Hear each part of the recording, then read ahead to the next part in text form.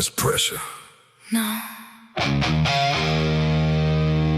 That's us.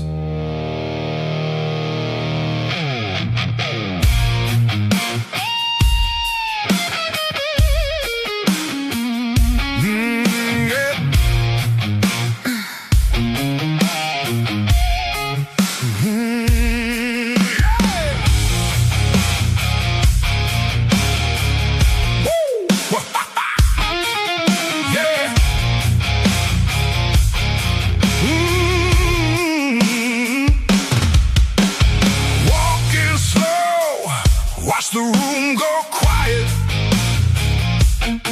Everybody talking big till they see who they're standing beside. Every banner on the wall, every name they recall. Funny how the conversation changes when the giants start to walk. Watch them stare. Watch them stare. No luck, no favors, no accidents here. We run this town. Run this town. Every road, every round. Every round. Turn it up. Let it shake the ground. When we move, everybody knows it now. We run this town.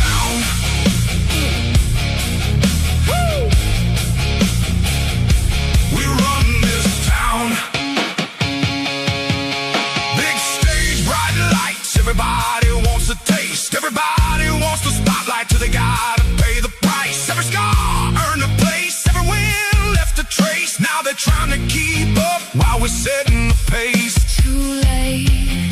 Too late. No fear, no doubt. We're too far. We run this town. Run this town. Every road, every round. Every round. Turn it up. Let it shake the ground. When we move, everybody knows it now. We run this town.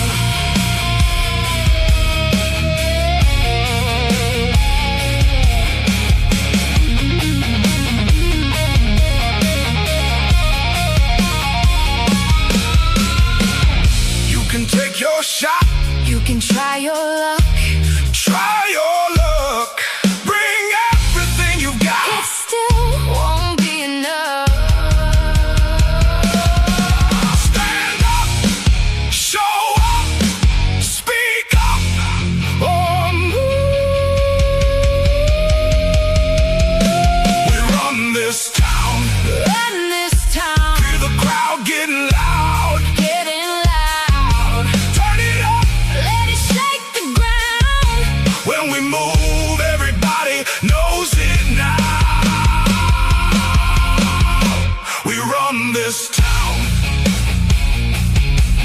Woo! We run this town. You hear that? That's what winning sounds like.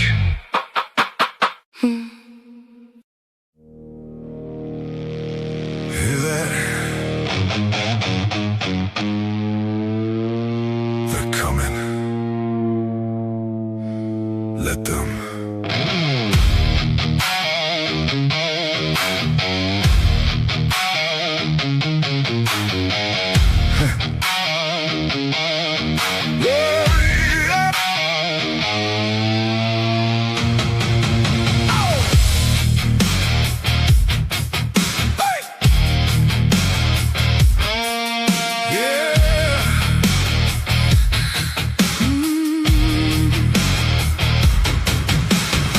Everybody sees the spotlight.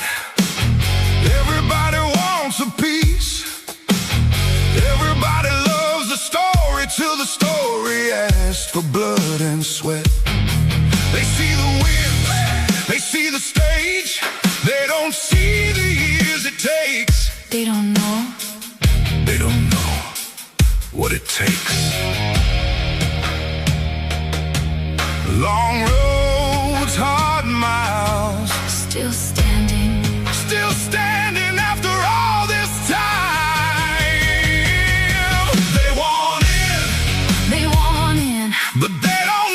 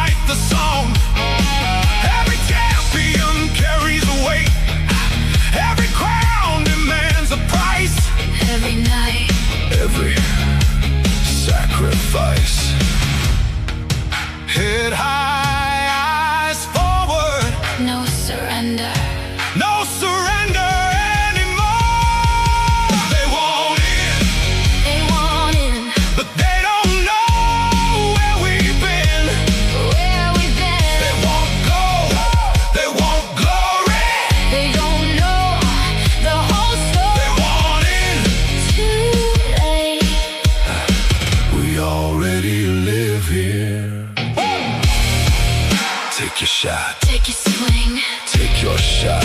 Bring everything You've got. We'll still be standing when it's done.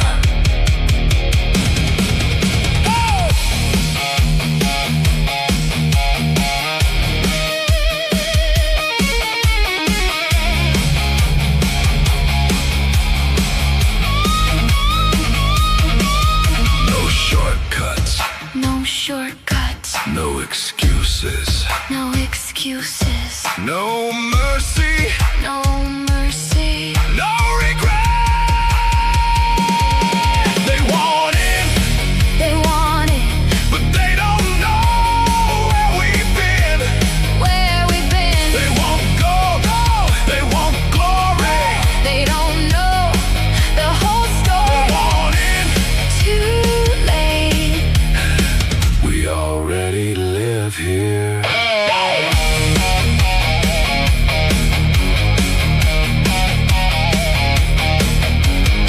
Everybody wants the view. Until they climb the mountain.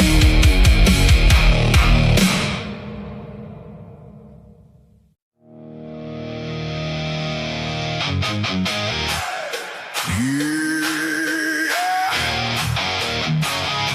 You know who showed up.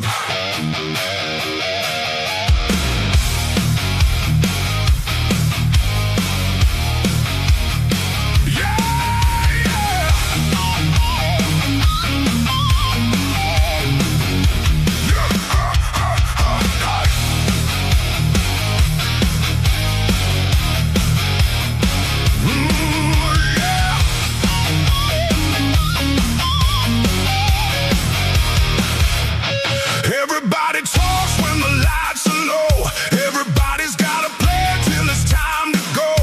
Everybody wants a shot at the headline name till they get too close to the flame. We don't show up looking for permission. We don't wait around for somebody's decision. Came too far, got too much at stake. And kings don't ask, kings take. You can feel it in the room. Something's about to break. We're bad for business, bad for the competition. Every time we show up, everybody pays attention. Bad for business, bad for your predictions. You can bet against us, but that's your bad decision. Oh, oh. Whole lot of talk, whole lot of noise. Everybody trying to be the boys. Everybody chasing what we built, but pressure separates the real. You can see it in their eyes tonight. Some came to play, some came to fight. And when the dust finally settles down, only one name's gonna stick around. Hear the crowd getting loud. Hear the walls start to shake. We're bad for business, bad for the competition. Every time we show up, everybody pays attention. Bad for business, bad for your predictions. You can bet against us, but that's your bad decision.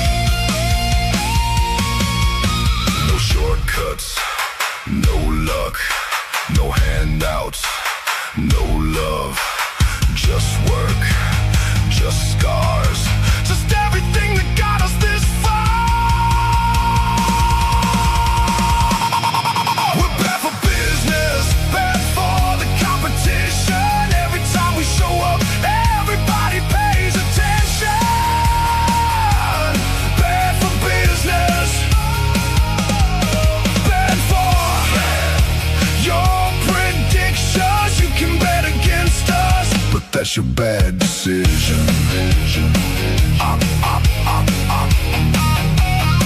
Everybody's got a plan until we walk in.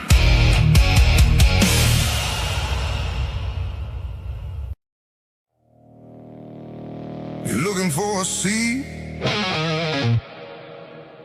Wrong place.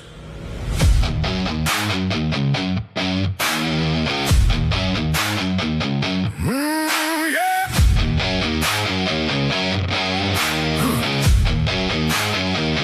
Everybody wants a view. Everybody wants the crown. Funny how they show up now when we're the ones holding it down.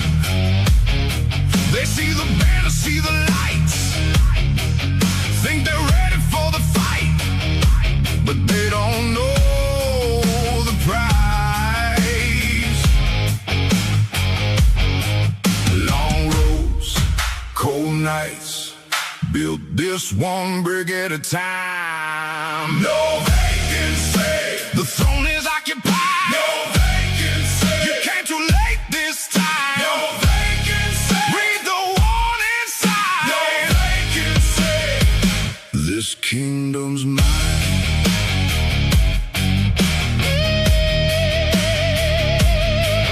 Every challenger looks the same.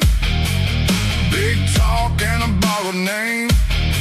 They want the glory, want the fame, but they don't want the weight.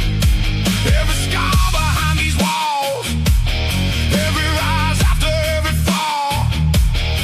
This ain't luck, this is what greatness costs.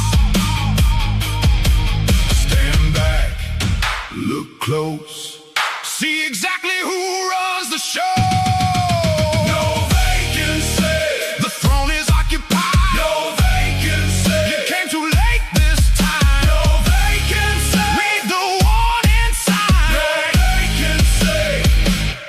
Kingdom's mine.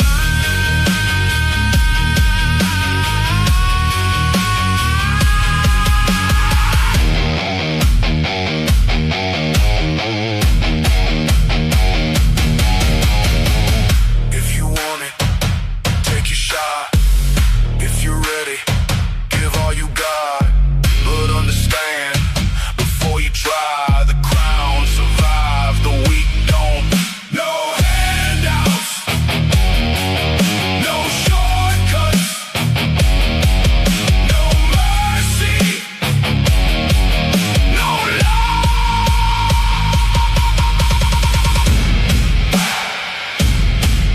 no vacancy, the throne is occupied. No vacancy, hear the crowd tonight. No vacancy, they're standing after every fight. No vacancy, we're still alive.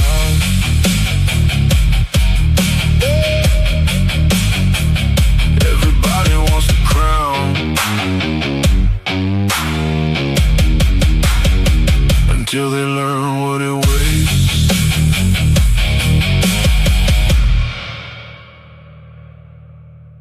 For that tectonic charge. And then as the team comes in, as we do see, the nether realm has been committed from Yin. There's currently Sky or Kagura that has been pulled in. Oh, but Kagura just dodging everything that Yin had to commit in that nether realm at all. I mean, my turn. My turn. Yeah. But it's a double My kill getting turn. picked up by Xavier at this moment. And Hanabi comes in with the rotation, gets the kill onto Minnow, but sidestep the my turn or the combos coming in from Yin. As we do see, it is currently a tectonic charge that has been landed, but Owlus secures the kill onto Yin. Eclipse Moon so low, so Minnow will need to back off. That's a double kill. Will that be it? Oh, Hanabi steals the kill. Wow. Yeah, the tectonic charge is still available. Yeah. To this with the Dynamite and the Black Dragon has already been committed. Yen going in, yes.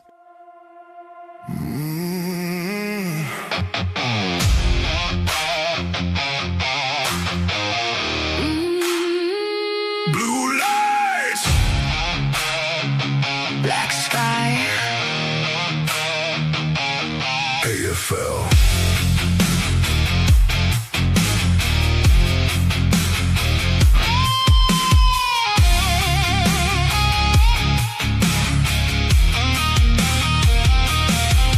Feel the city hold its breath. Everybody placing bets. 32 names in the dark.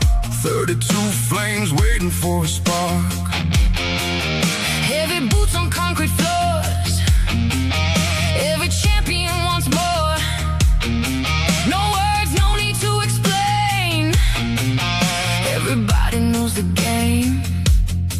Look around. Feel the pressure and the sound. Blue fire in our veins. No fear, no chains. We came too far to turn around. Now the whole world hears the sound. Blue fire in our eyes. Nobody here survives on luck. 32 walk through the door. Only one leaves with enough.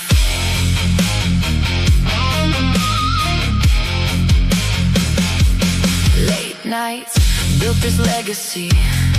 Every scar became a memory. Every loss became a lesson. Every win became a weapon. See the banners in the blue. Every dream coming into view. One more step, one more climb. Everybody wants this night. In time. Watch the legends come alive. Blue fire in our veins. No fear, no chains. We came too far to turn around. Now the whole world hears the sound. Blue fire in our eyes. Nobody here survives on luck. 32 walk through the door. Only one leaves with enough.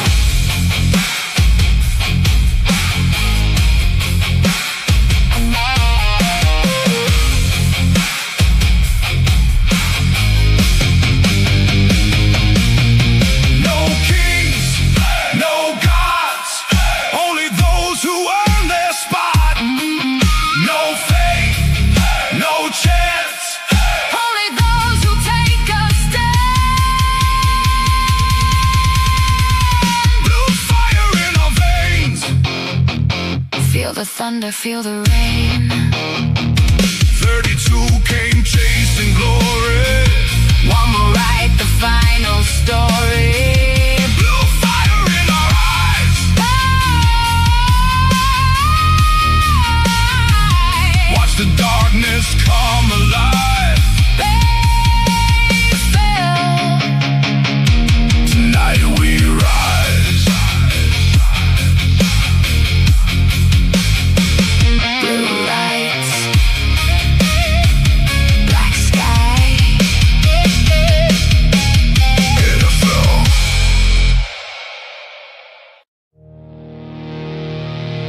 Come and take it.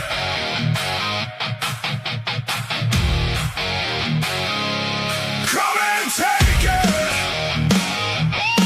If you want it. Come and take it. Oh, yeah.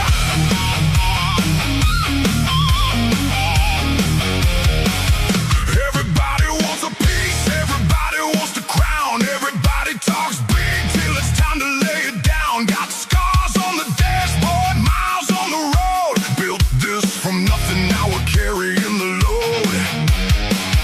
You can feel it. Something's about to break. Come and take it. If you think you're ready, come and take it. If you think you can, come and take it. No more talking. Come and take it. This is where we stand. Ow, ow. Hold People trying to ride the wave, but pressure tells the truth when the lights burn bright. Some came for the picture, some came for the fight. You can hear it. The walls begin to shake. Come and take it if you think you're ready. Come and take it if you think you can. Come and take it. No more talking. Come and take it. This is where we stand.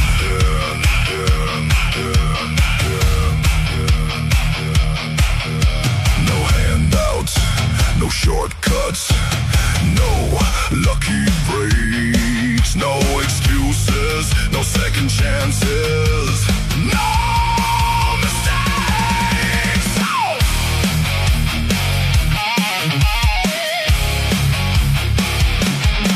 Come and take it.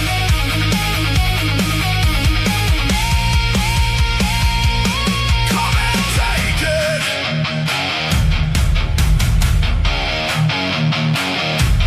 Come and take it.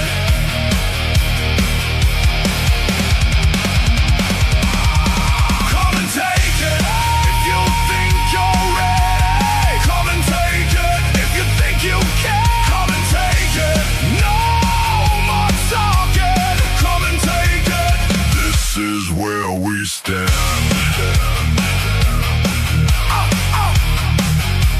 Everybody wants it.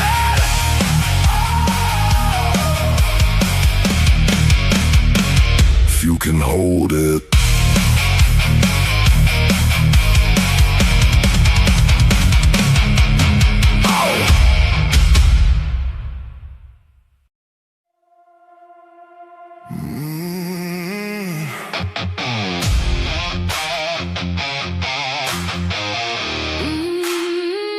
Blue lights.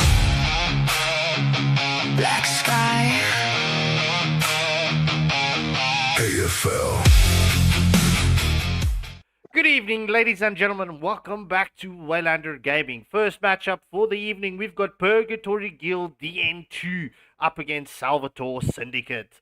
Right, honestly, if this is going to be any continuation of the first evening of the top 32 in the group stages of AFL, ladies and gentlemen, I can promise you, you are in for a banger of an evening, right?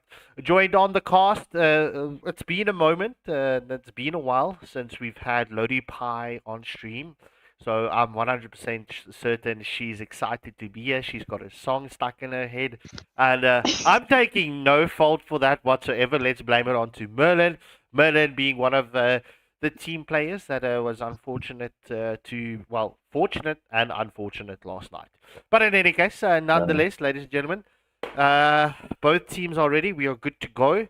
And, pretty much almost as we're just waiting for King Kage 017 to download the final resources that this person needs. And we can jump in. Lotus, Merlin, how are the both of you feeling? Pretty excited to see how these two teams have been doing. I've kept track of most of their playstyles throughout the tournament, and it seems like it's going to be a bit of an even matchup, but it's definitely going to be a back and forth game. I think I agree with you there. It's gonna be pretty fun. I'm looking forward to see how Salvatore Syndicate does, because I mean, Purgatory's been on a bit of a roll lately, so gonna see what's happening. Yeah, well, very curious to see how this first matchup is going to play out. Ladies and gentlemen, before you forget, right, this is a best of two, so both teams will get to feature as first pick from both sides. Well, first pick. So we're not doing coin tosses. That is just for everyone to just know, because I had a few captains messaging me asking, "Hey, I'm in the coin toss lobby. When are we having coin toss?" It's instead of reading, now you can listen. It's just easier that way. All right, it's just once more, just waiting for the King Konge's knee op julle. He's probably downloading resources. No, King Kage is actually, it's his secondary account. we should have adjusted the what's her name. Just give me a second. I'll be back. Lotus, Alright. Merlin, run through your chats. Mm. Oh man. the it feels a bit like where the teacher is about to leave the classroom and they say, make sure you guys discuss the work, and after when I'm back you can discuss it with me. Yeah, it kind of does feel like that. Or he just left us out to dry, just hung us at the gallows. But it's cool. It's cool.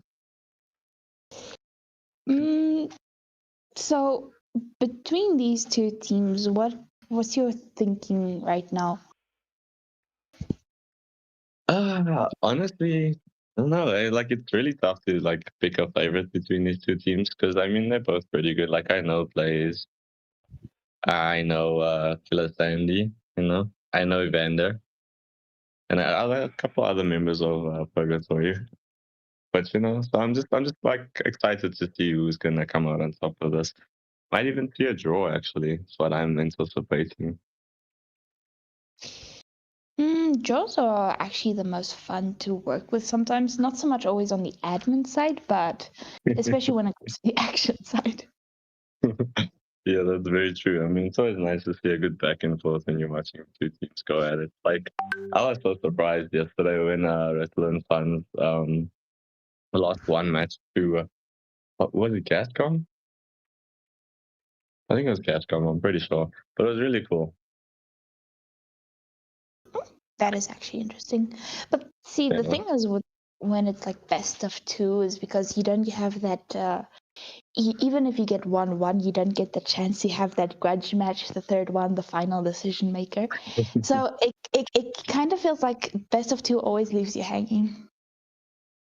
Yeah, yeah, that's true. Like, I mean, it can be frustrating just leaving the score at 1-1, But I mean, as you progress, then you will get your chance. You'll get your get back. But I mean, it's also about the points, Having 3 points instead of one can be really game changing for a team. It just depends on what's going on. That is true, and that's also the goal that you want to be going for. Yeah. I also want to see how the players use like the new jungle, like because like I had to change my rotation. I'm expecting actually the whole server's rotation to gradually change as people realize what's going on. I mean, people keep still stealing my red buff like I care about it. I just take the small camps and I still level gap. And it seems So, like we have Waylander joining us as well. anyway, Hey, what's up, everybody? just chilling, waiting for the matches. Cock has left us to our own devices. I see. I see. Oh, well, that's nice. That's nice. Let me see if I can get myself into the lobby. You are in.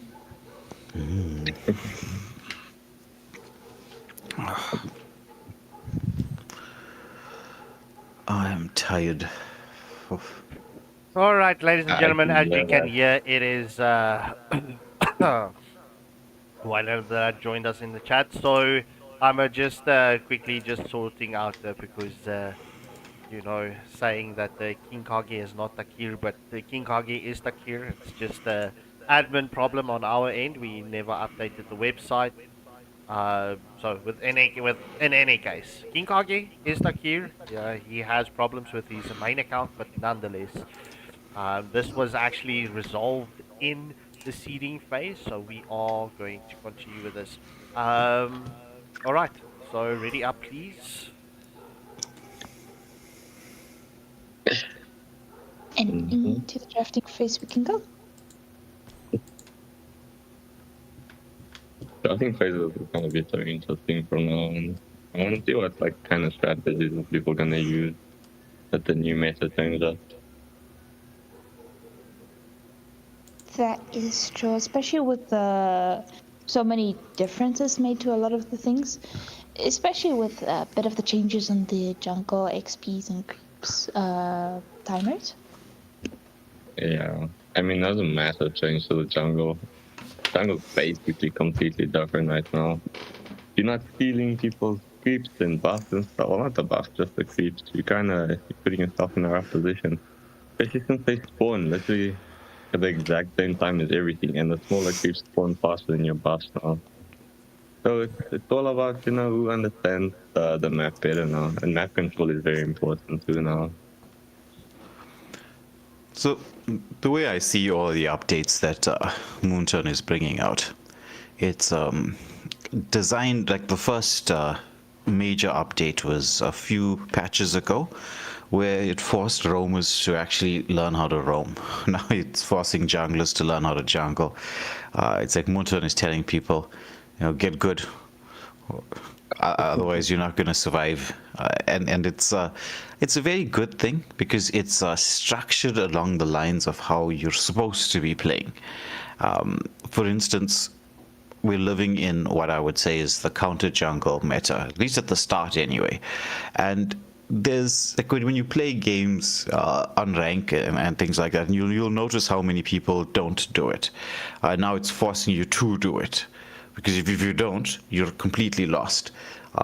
So there's these changes, and like with counter jungling, as I was saying yesterday, it appears as if it's a solo thing that the jungler needs to learn how to do.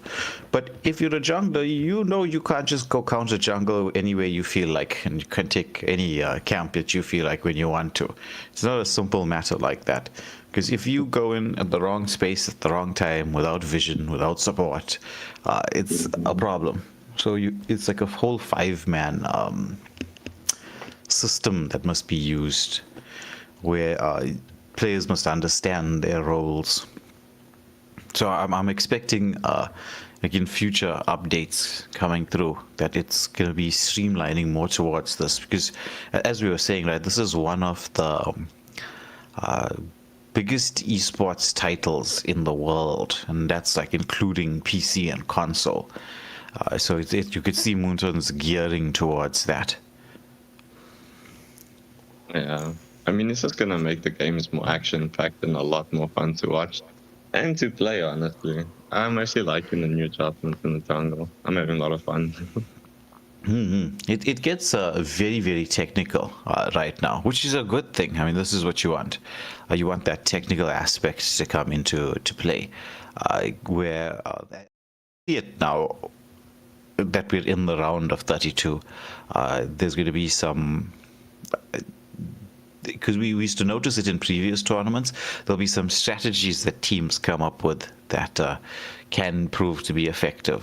For instance, there was this one rotation with Bernadetta. Whenever when Bernadetta first came out, so you can see how long ago that was, right?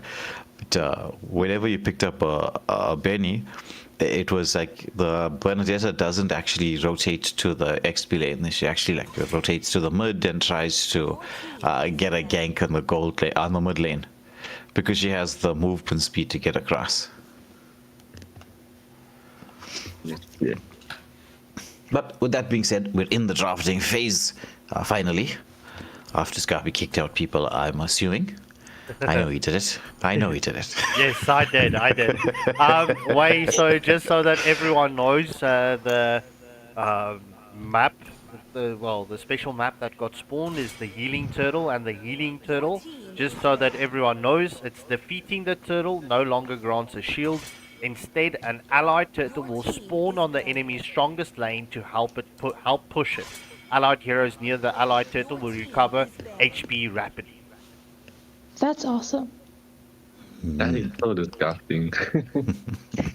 So in this particular map, it's like prioritizing your draft to contest for the turtles will then be prio, because that's kind of crazy.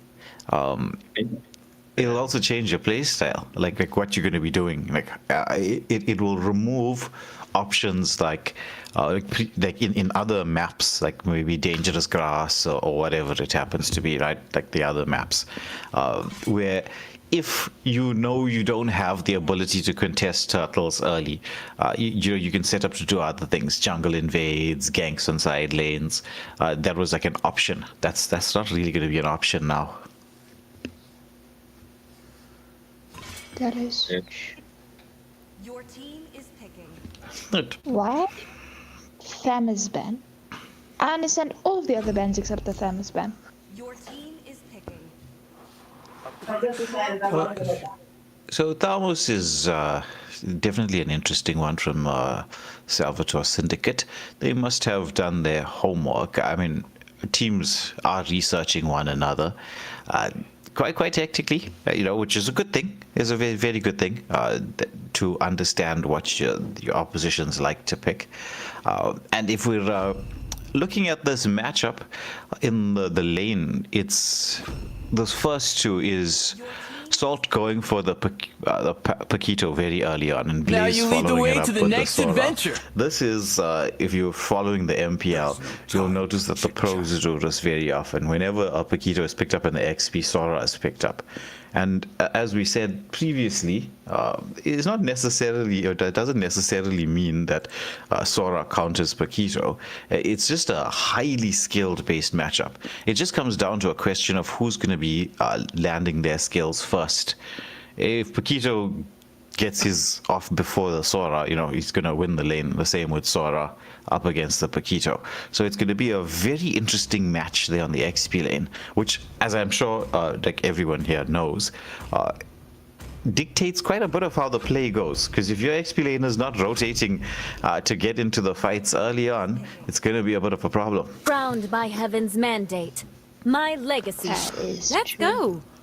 It's also one of the most biggest frustrations you have is when your XP doesn't get to rotate or help with team fights at all, because then it makes team fights very unbalanced. And speaking of which, I'm loving the Immortal pickup, because we were just talking about how this is the map where we're going to have you must contest for an objective like the turtle, right? And Immortal is that marksman who allows for that opportunity.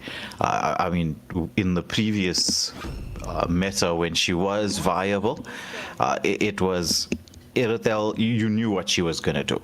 She was going to use that movement speed of hers and rotate across. Like she's going to pop her ultimate and then make it all the way to help with the first turtle and provide that extra like body, the extra numbers that you need to secure the objectives and win any potential fight that happens around there. Your team is banning. Now, the Kufra pick from Basi Papa, if anybody was wondering why the Kufra came out so early, you can use it to counter the Paquito quite solidly, right? But again, that's a skill-based thing, because you got to catch the Paquito as he comes in with his combo and at the right time. But Kufra in the ranked matches so far has been quite a devastating hero. That slight adjustment to him is making a huge difference in terms of how viable he is. He's got like an incredible amount of sustain now thanks to that update to his passive. And he's also going to be a bit of a diabolical combo, especially if he works with the Sora and the Gourd. Team is banning. Yes, he's got nice setup potential. Though the God, it might prove to be problematic, simply because his ultimate, Tyrant's Wrath, sort of displaces people, whereas God kind of needs them to stay still so that he can land his Mystic Gush. So it could cause a little bit of an issue, but I don't think too much. The Hollis ban, I know that there's been some buffs to Aulus, but I don't know if that's been enough to make him ban worthy. Your team is banning. Well, if you manage to get him stunned, he can't do that much, but his regen seems to have improved a lot, especially during the team fights. So you want a way to immobilize him, and then you can deal with him. Yeah, that's what actually most of the junglers at this moment in time. If you can get a little bit of a lockdown, because sustain is the way to go right now in terms of how you're drafting. You'd even see that with Paquito. I mean, Paquito, the only real adjustment they made to him before this particular update was the fact that they gave him a bit more sustain, and then suddenly he went from being a sort of troll pick to just like complete meta. And now he's like a must pick, must ban. That is true, especially if he manages to hide in a bush and you're a marksman and you just want to clear your lane, but immediately he jumps out and kills you. Yeah, gotta be careful of the bushes when there's a Paquito around. Though to be fair, right, if you're playing, especially when on the higher ranks, you gotta be worried about the bushes any which way. It's like I always say, it's not what you can see that can kill you, it's what you can't. What's your name, boy? That is true, but Bowman getting picked up here from King Kage. What do you think of that? Well, Balmont did receive a buff, and one of the things I love to do is investigate to see how viable something is, whether it's meta or not meta, because we are trying to figure it out. It's still very, very early days with the meta. This is going to be the first time that I'm going to be watching the Balmont in action. So I'm going to be quite interested to see how this is going to work out. Picking up a Balmont. And it could work quite nicely, because if you think about it, right, apart from the Grok and now the final Alpha pick coming through, right, there's no real hard CC to deal with the Balmont. Alpha is online.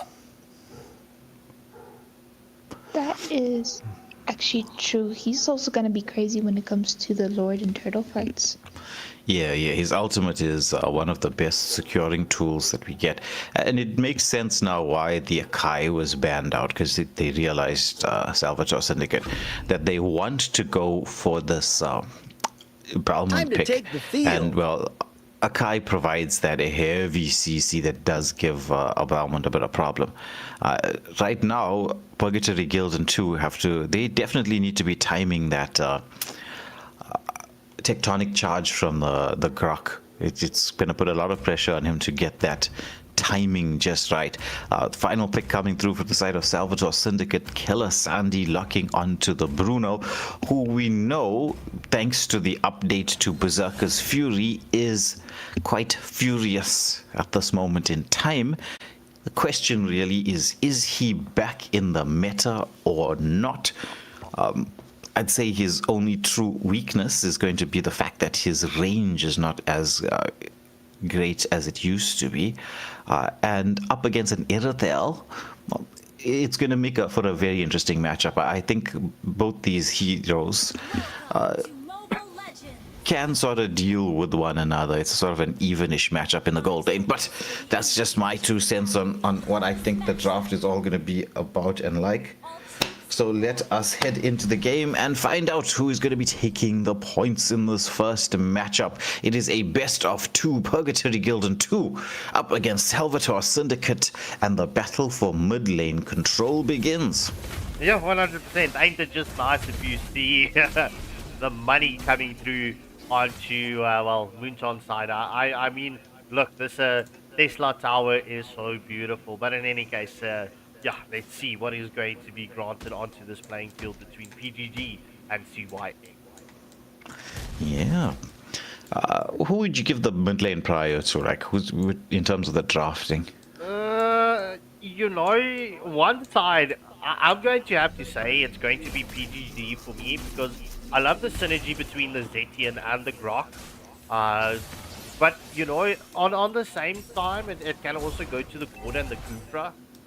Because the Gord can deal so much damage early on, but I'm going to say Grok Zetian. Yeah. Oh, look at this engagement in here. The bot lane, the flicker's coming through as he's going to be Kufra trying to get that passive proc. He uses the flicker to do that. We were talking about how this is a purely skill-based matchup. And with the flicker, right, I'm thinking that Blaze is very grateful for the fact that he didn't flicker directly onto the gold crab. Though we are less grateful about it, because I was thinking in my mind, if the gold crab or the XP crab kills him, we have a TikTok highlight right there. 100%. Short inbound as we do see the engagement coming in from Alpha onto the Kufra. Right, I mean, I've been glazing Kufra last night. I'm so glad that Kufra gets picked up in the first match tonight, because Kufra was being ignored last night. So everyone can see right now what I'm talking about. Well, I'm sure like whoever's been ranking, right, you would have noticed how annoying the Kufra is at this moment in time. He goes in, gets a bit of poke damage, trying to park that passive on the Zetchian. Oh, but look at that full-on engage there, as it's going to be a blow-up around the turtle. It's to take it down as Salvatore, Syndicate. Lovely execution around that turtle. And with that objective secured, I'm waiting to see this turtle start to move. Well, you're definitely going to see that turtle. There you go, bro. Look at the turtle. What a wall from the grok! Oh my jeez, that was like the Great Wall of China right there. It's like, do not pass. We're gonna be trapping the Kufra in there as our assault has to get to safety underneath the turret, being double teamed there in the XP lane. Yeah, as we do see the rotation. Oh, okay, never mind. No rotation coming in from the Zetkin and the Grok. It seems like they are going to go into the top lane to keep this turtle away from the tier 1 turret. Oh, and just as I say that off screen, Saint Blaze gets the kill onto Sol.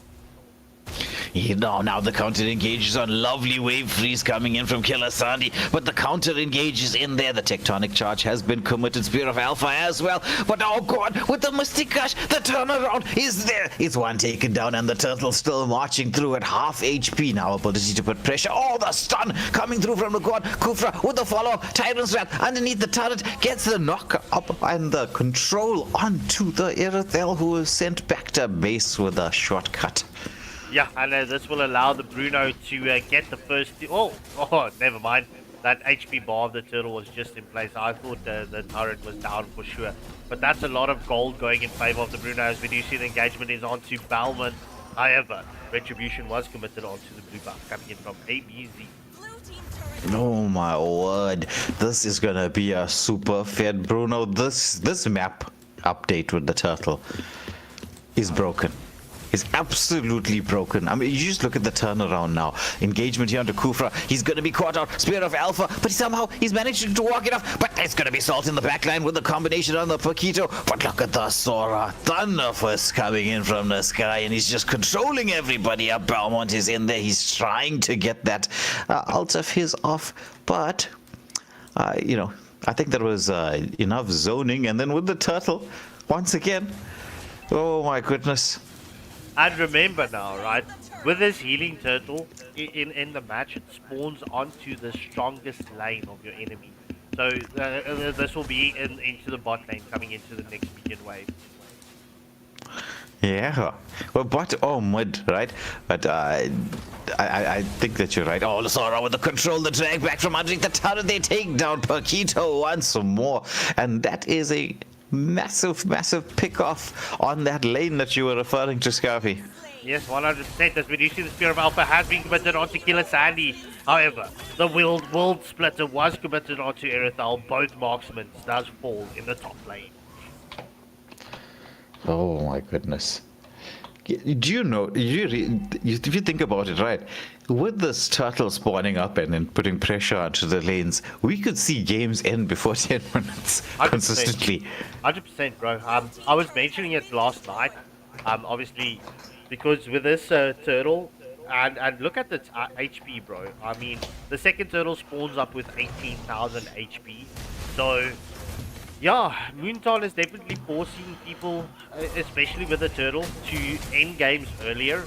But, I mean, if you can't end that, I mean, that will also allow your team to go into the late stages. But Moonton is definitely forcing earlier games, quicker games. Oh yeah, the level of aggression just went up in spades.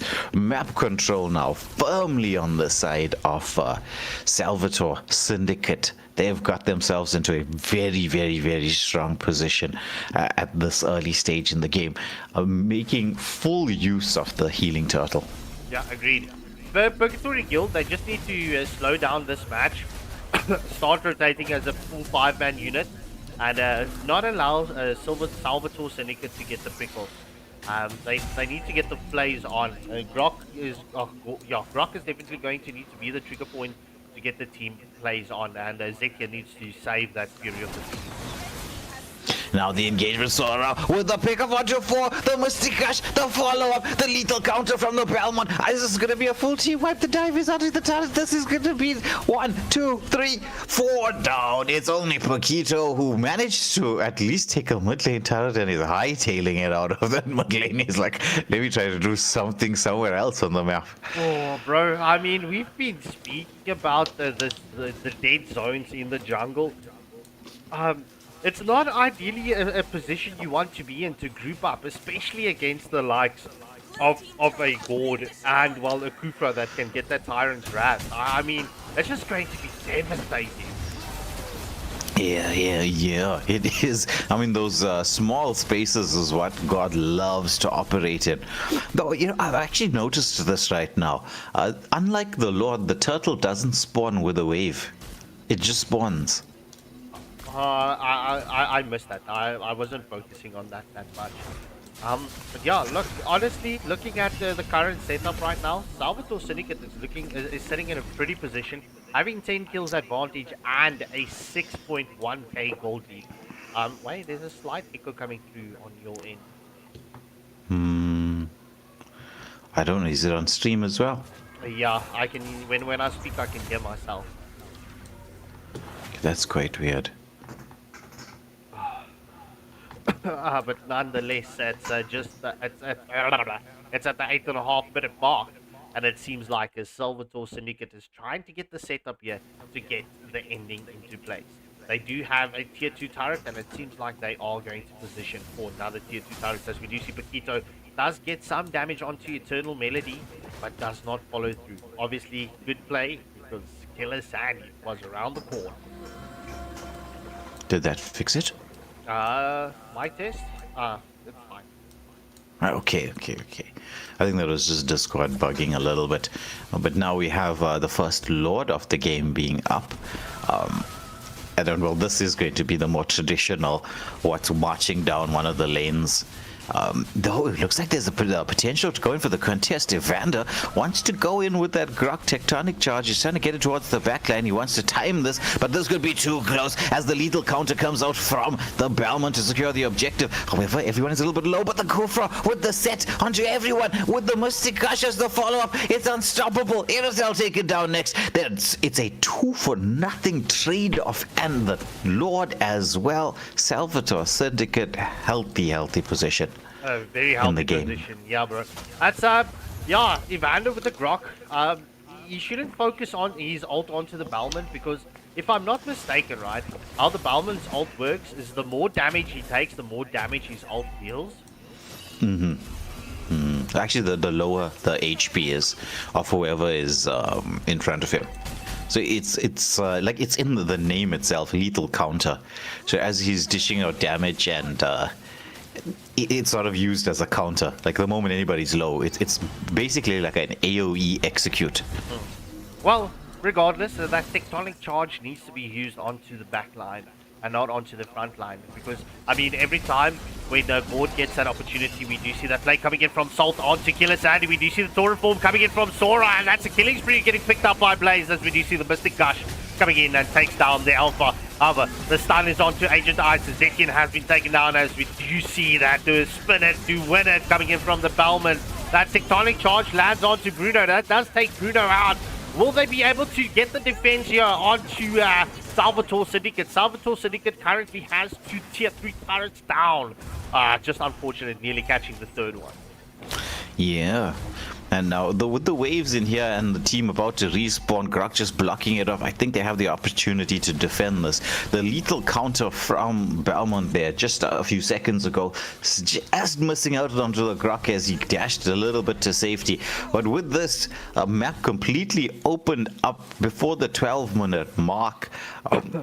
Looking difficult for the side of Purgatory Guild to come back from this. Well, we have seen them come back after like this amount of pressure has been placed onto them. I think they just need to find their groove at this moment. However, Salvatore Syndicate, they do have a 10.7k gold lead. That's a lot of items in their pockets. That's already 3 full items just currently in favor of them. So Salvatore, Purgatory Guild, they need to slow this down by so much. And yeah, hi Jakes, welcome to the stream, bro. Yeah, look at Scarpy making all these music references there, huh? Since he got such nice music out, they got to find their groove and slow it down. Huh? What groove is this going to be, Scarpy? A waltz? The slow groove. Oh, Sora into the backline, but doesn't manage to drag anybody back just yet. The Lord will be up in under 10 seconds, and we will see whether they can actually get their groove. Whether, Stella got her groove back. Well, bro, you need to ask Lotus what song is stuck in her head, and she'll probably sing it on stream. It is something that you would not expect, I can promise you that. Alright. But the question is, Scarpy, do we want Lotus to sing on stream? Will we have viewers after that? I don't know. We will find out in the next few minutes. What? Well, it's been a minute since we've had a female caster on stream, so I'm 100% sure that the viewers did miss her and angelic voice. Well, we're going to find out. We'll find out whether she's going to kill the viewership or not very, very, very soon. I will make you one red bust bet that Lotus is probably blushing in the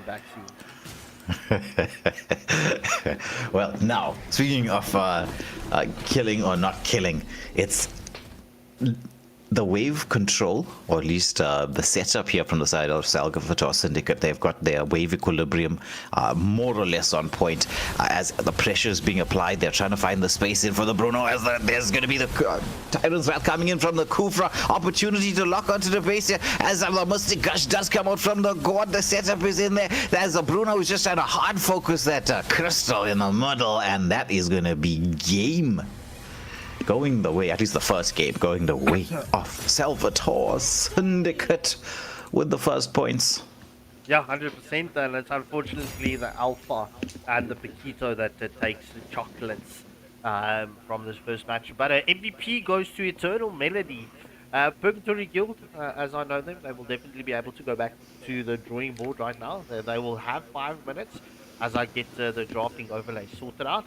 So, yeah, gents, you can run through your thoughts whilst I get everything sorted out. Yeah, well, it's Eternal Melody. Just continuing with our singing theme here. With that MVP. It was quite a dominant performance in this first match from the side of Salvatore Syndicate. They prioritized to deal with early game aggression. There was some nice counter jungling plays coming out from King Kage. If you go back to the very first minute of the match, you notice his rotations was to try and steal as much of the small camps as possible. But there was also a lot of pressure placed on the sidelines for the side of Salvatore Syndicate. So a lot of pressure was put onto the Vaquito. He didn't really get a chance to rotate or do anything much because he was so underfarmed. And then every time they managed to get an objective for the side of Salvatore Syndicate, they also went to make sure to get a turret as well. The echo is still on your end. That's interesting. Okay, before I go off and try and fix whatever is supposed to be fixed, we'll figure out something. So hello to you, J King 1017. Salvatore Syndicate. And so, well, let me sort this out. Put on a lot of All right. So everything has been sorted. As seems like good luck and have fun to both teams as we just wait for everyone to ready up. Yep. I was surprised by the Bellman pick though, but it seemed to work out pretty well. True. And his rotations, like Way mentioned earlier, was pretty much on point. The biggest thing that I just didn't like what Salvatore was doing was the fact that they kept pushing waves into Purgatory Guild as base. So if Purgatory Guild had a bit more time, they could have managed to get in enough farm to try to make a bigger comeback. Yeah.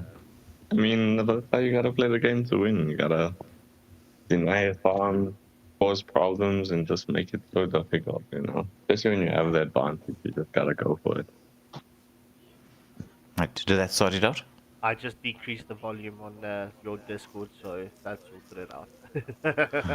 I see.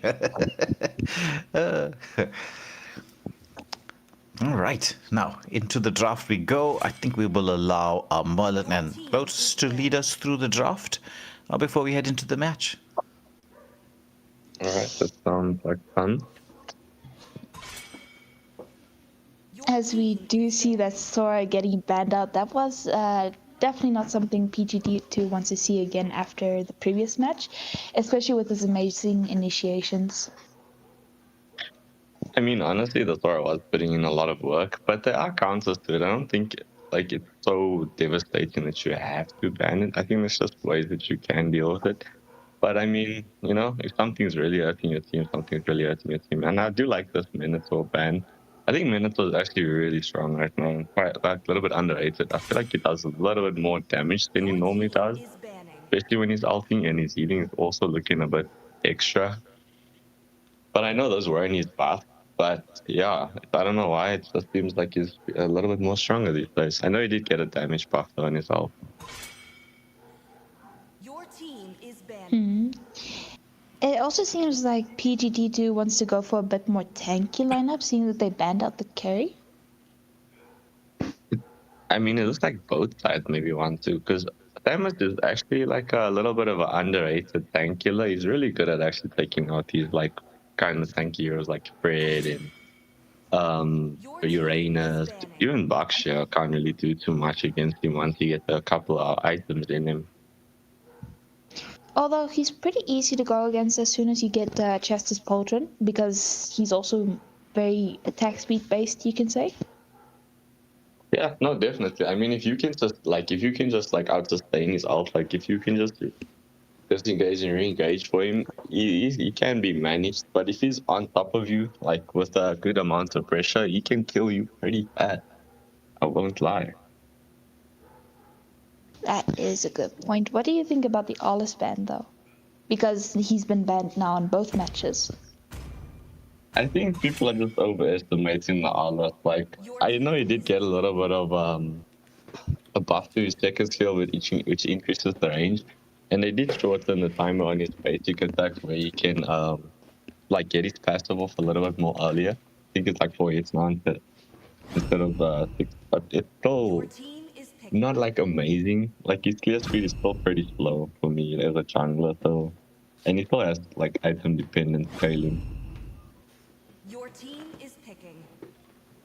That is a fair But I- point, although I'm loving the Zushin pick coming out from the side of Purgatory Guild, because, like you said, it seems like even Salvatore or Syndicate wants to go for tanky, and Zushin is pretty good for when you want to deal with frontline people, especially the tanks.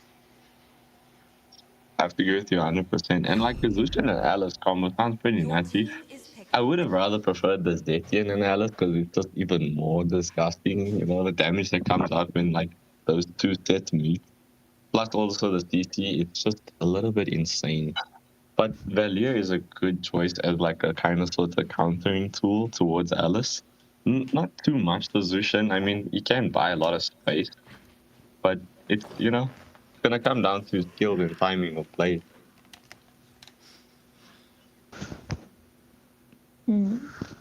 That is true, but Erythel is a pretty good pick, especially like we mentioned in the previous draft. She's very good for rotations, but it seems like Salvatore Syndicate is the one picking up the Paquito and the Erythel, which was in the hands of PGD2 the previous match. I think they just saw the potential of like what could come out of like leaving those heroes to them again, because last time they did have the bomb on Retri confirmed, which really helped to secure those turtles.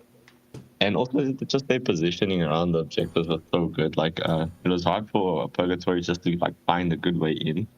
But this time it looks like they're really trying to focus on the objective. Even though the map is cloud, it still gives them a very good advantage, especially actually if you die and you just like happen, to get to the objective really fast. The cloud will really help you. It's also a really good counting base tool. Your team is banning. I'm gonna have to agree with you there, but Carmilla getting banned out, I don't think Carmilla's the ban to go for here. Yeah, I mean it's not a bad ban. I would say like it does work really well, because I mean Alice, once she goes in, she goes in and she is very susceptible to like those kinds of like CC big like AoE ult, so and Melissa as well. Like even if she does have a little dome that can protect her, she normally commits the dash pretty early just to reposition her little teddy bear. So I think it's a valid ban, but not the best ban. I would have been looking more like towards banning out Khalid even, because I mean Khalid's looking really juicy on the side of Syndicate Salvatore right now. Even Your Marcel. team is banning. Marcel getting banned just as you say his name. Yeah. So this also leaves the Hilda going in for the side of Salvatore Syndicates. Hilda has been pretty good as well, and she is pretty quick enough to dodge the Zushin's second skill. So Zushin isn't that big of an issue to her. I would agree with you if the map was grass, but like, I mean, Zushin's ability to also like move around the map, and I see she did pick up the sprint. She's pretty quick and stuff. I mean, she can put decent amount of pressure on the Hilda, especially since her combo relies on just like chasing after someone, So she could just apply the pressure onto her as she's applying pressure on someone else. I think Khalid is probably the best to deal with Zushin, because when he first skills, he can reposition with his first skill while doing damage. And he does have a little bit of like a kind of sort of stun, a bit of like a pull-in thing. That is actually a good point.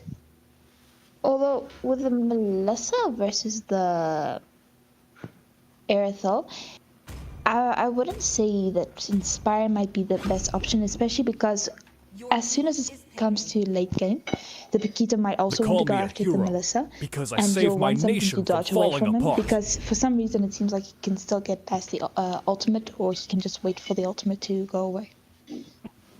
Yeah, it's actually that enhanced second skill, like it like extends the reach of that hit so far. It's actually quite insane, and it still does a lot of burst damage. But I mean, Melissa is really one to watch out for. I've actually been testing her out a little bit, but the crystal is kind of nasty. I'm not gonna lie. The Inspire can be a bit scary if the front line is solid. I mean, I wouldn't have picked up the YSS on the side of Purgatory. I would have been maybe looking at maybe another frontliner kind of hero like a Bakshia or Fred. But I mean, the Fred got picked up by Salvatore Syndicate as well as the Kali. See value in me? Earlier. You should. Although, like you just mentioned with the YSS, going with two marksman heroes for the side of PGT2 might not be the best option, because it's a bit too late game. And right now, MLBB is very much a shorter game every single time. So you want heroes that can do well in the early game as well to get some dominance and deal with aggression. 100%. Like, I mean, I think Suyu could have been actually kind of nice on the side of Purgatory. Like, I know he got a little bit of a nerf. His clear speed is not the same as Jutsu, but he's still a very good hero with his kit. Like, the way he can just like reposition in fights and just do pretty solid damage. So, I mean, I still play with him. Welcome to my castle, my friend. But in overall, which team draft do you favor more? Honestly, at the moment, I do see the potential of Purgatory's draft. Like, it's looking like it can be pretty devastating if all the pieces fall into place. But I'm gonna have to go with Salvatore's draft. They just have the tools that they need to interrupt the side of Purgatory so much. I mean, yeah, Paku's just going to be rotating, causing devastation as well as the Khalid. And this trade is going to put some good pressure onto this Alice every time she comes in. So, I mean, we're going to see what happens, though. Good point. But now let's hear it from Waylander and Scoffy as we see how the match goes. Right, so we're into the game, and is this game number 2? This is for all the marbles in the jar, which would be actually just 3 of them, just 3 points. I'm saying it's just 3 points. You're trying to get yourself into the top 4, so the 3 points are worth quite a bit. Will we see Salvatore Syndicate take all the marbles, or are we going to be watching Purgatory Guild in 2 even it up and be able to get some points on the board for themselves as well? Look, my only concern for the side of Purgatory Guild 2 is they've only got one backline diver, and that is the Alice. It's the question is, will they be able to close the gap onto the backline, or will they be able to, you know, slow down the play of the Salvatore Syndicate? Ideally, it would be best to get them onto the back foot, but the Salvatore Syndicate, the Fredrin going in for the jungle steal onto the Riki, I mean, the small camps giving so much more XP, this is massive. That does put your team at a disadvantage. Yeah. I mean, this is one of the reasons why we were saying it looks like we're heading back towards this tankish meta. Simply because tanks are so good at doing what we just saw. If you're looking at a YSS, without his team being close by up against a Fred, as the YSS, you're going to say, you know what, I don't really want to go in for this, but oh, nice knockback onto the Valor as Zushin is trying to zone everyone away. They don't want to lose even more of the small camps. Quick rotations coming through from both XP laners. I would say the matchup Alice up against Paquito is evenish. Well, yeah, especially with the Alice being able to sustain a lot more than the Paquito can, but the Paquito can out-damage the Alice. Yeah. Well, at least in the early part of the game, once she gets her items going, then, you know, it's like nothing damages the Alice. She just stands there, soaks up everything like a sponge. It ties up with the entire draft that Purgatory Guildon went for. A bit on the late game, a little bit scaling, but there's the vengeance coming out as the control is in. Alice, the Duke comes through as Alice just manages to escape the clutches of the 3 in the XP lane. Yeah, 100%. And Abides, just to answer your question, Jakes is the captain for Immortal Order Goliath. We played last night and had a 2-0 clean sweep onto Requiem Code Red as we do see Paquito gets the kill onto Zushin as we do see the continuation coming in from Salvatore Syndicate. The stun is onto Alice. Will we see the throne of Rid? Oh, a Praises Wrath comes through from Fredrin, but Valor secures our kill as Bussy Popper gets the kill onto YSS. That's a 3-0 exchange going in favor of Salvatore Syndicate. You know, that ult from Fred, Praises Wrath, might be one of the most disgusting ults in the game. It's just like you think you're winning, and then suddenly it comes down like a hammer blow and it's like everybody is dead.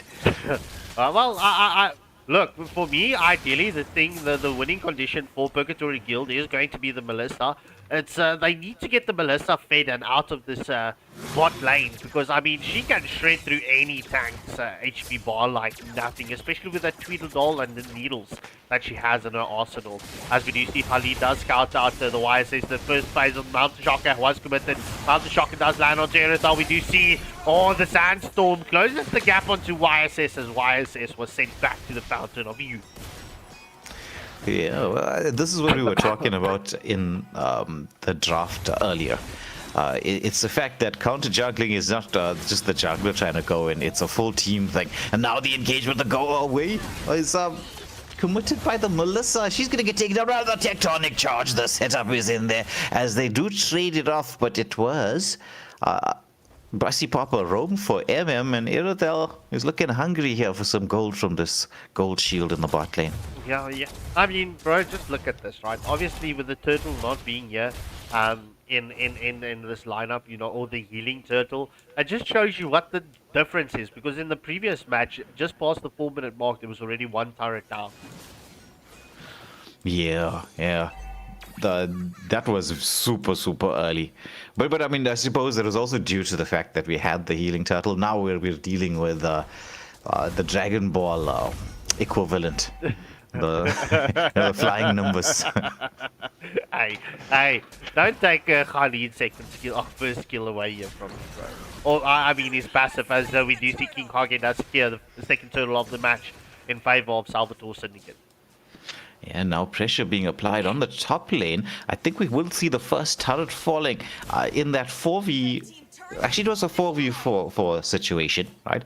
Salvatore Syndicate did come out on top. They now have the map opened up in one direction. They are putting pressure into the jungle on the same side. Can they get that wraparound play going? This might be not a bad moment to freeze the mid lane wave to force the side of Purgatory Gildan out, but they opt against going for that mid lane control. 100%. I'm just looking at the engagement onto Immortal as YSS does get the bounce shock onto Immortal, but she's like, I'm going to get onto my Ducati and I'm going to vroom vroom away. Well, did you see that the new look on her icon? Yeah, look, last night I was like, well, you also mentioned it, thought it's the new Euro, which reminds me I need to add the new Euro onto our website. Thank you for mentioning that. Yeah, well, the new hero is looking kind of tasty, but people are still working this out. At the Throne of Ruin being used. Oh, the tectonic charge with the lift off, but somehow Kali survives this. How did he survive? How did he survive that? Oh my word, Mercy Popo with the skill to escape that. Bro, do you want to know how he survived that? Can I tell you? He used the sandstorm defensively, jumping into the sand there. Oh, that was some beautiful skill from him. 100%. So we do see Purgatory Guild. Look, they're trying to close the gap onto Salvatore Syndicate. It is just before the 7-minute mark. It is currently a 2.8k gold lead in favor of Salvatore Syndicate. Only 3 kills advantage.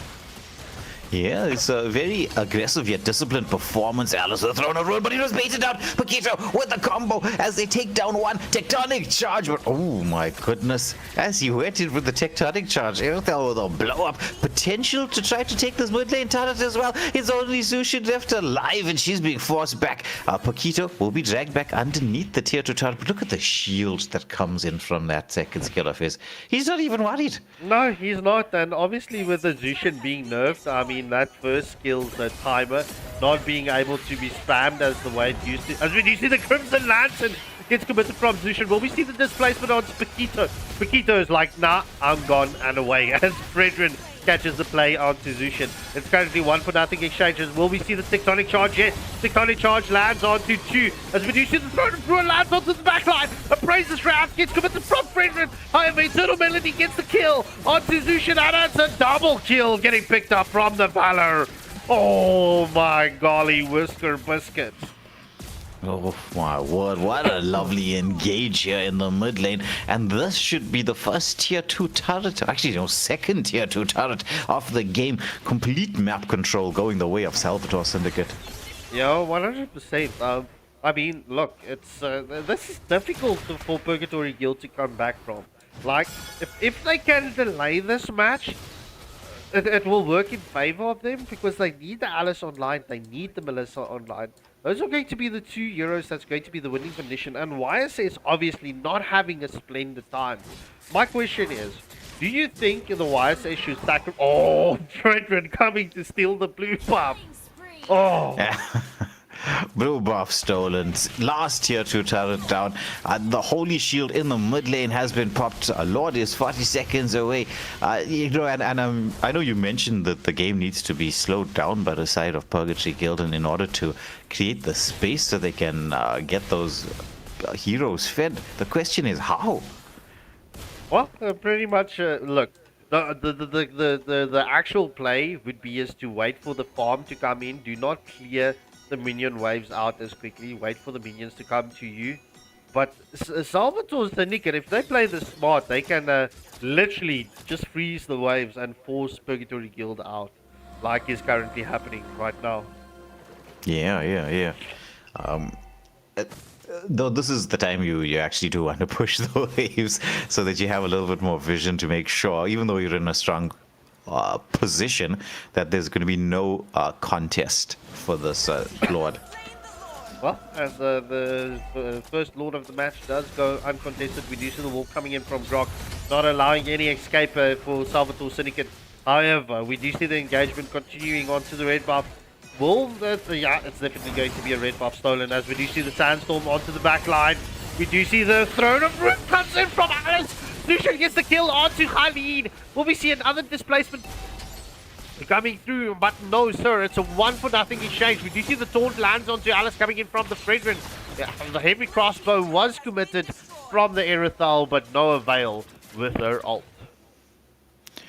Well, there's a lovely engage there from the side of Purgatory Guild, and will that give them the space they need to marshal a defense? Well, that's going to be a question. Look, it could be plausible or feasible, but Erithal getting the kill onto Alice. It's currently 1 down, 1-for-0 exchange, going in favor of Salvatore Syndicate. There's a player or a viewer in the chat. Look at his name, Wonko Bonko. Right? I want to see that name in on match. Wonko Bonko with an extreme plane. Yeah, well, there are some interesting names out there. And well, we get to say some funny stuff with regards to the player names and choices. Well, but when it comes down to the match so far, this time around, the first Lord of the game a little less impactful than it was in the previous match.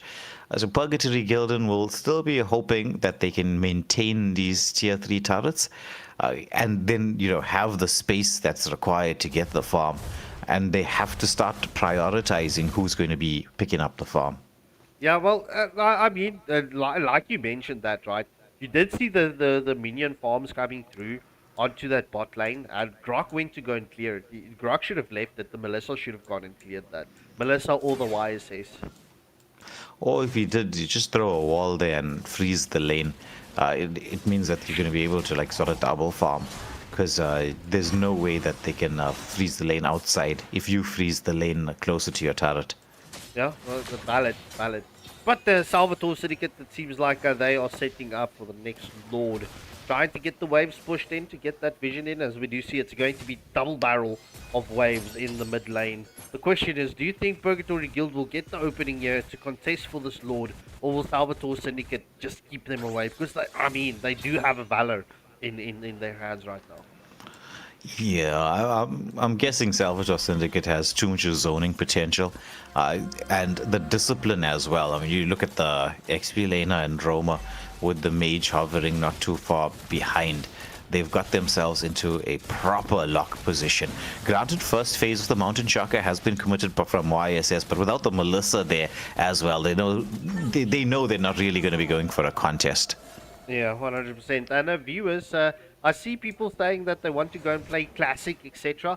Don't go anywhere, right? Because up next, we've got Void eSports up against Home Affairs. That's going to be a good match. Yeah, well, I think all the matches in the tournament are going to be good matches, but that particular matchup has some very, very well-known players. Not to say that the players here are not well-known. There's a lot of recognition, as I noticed in the server these days.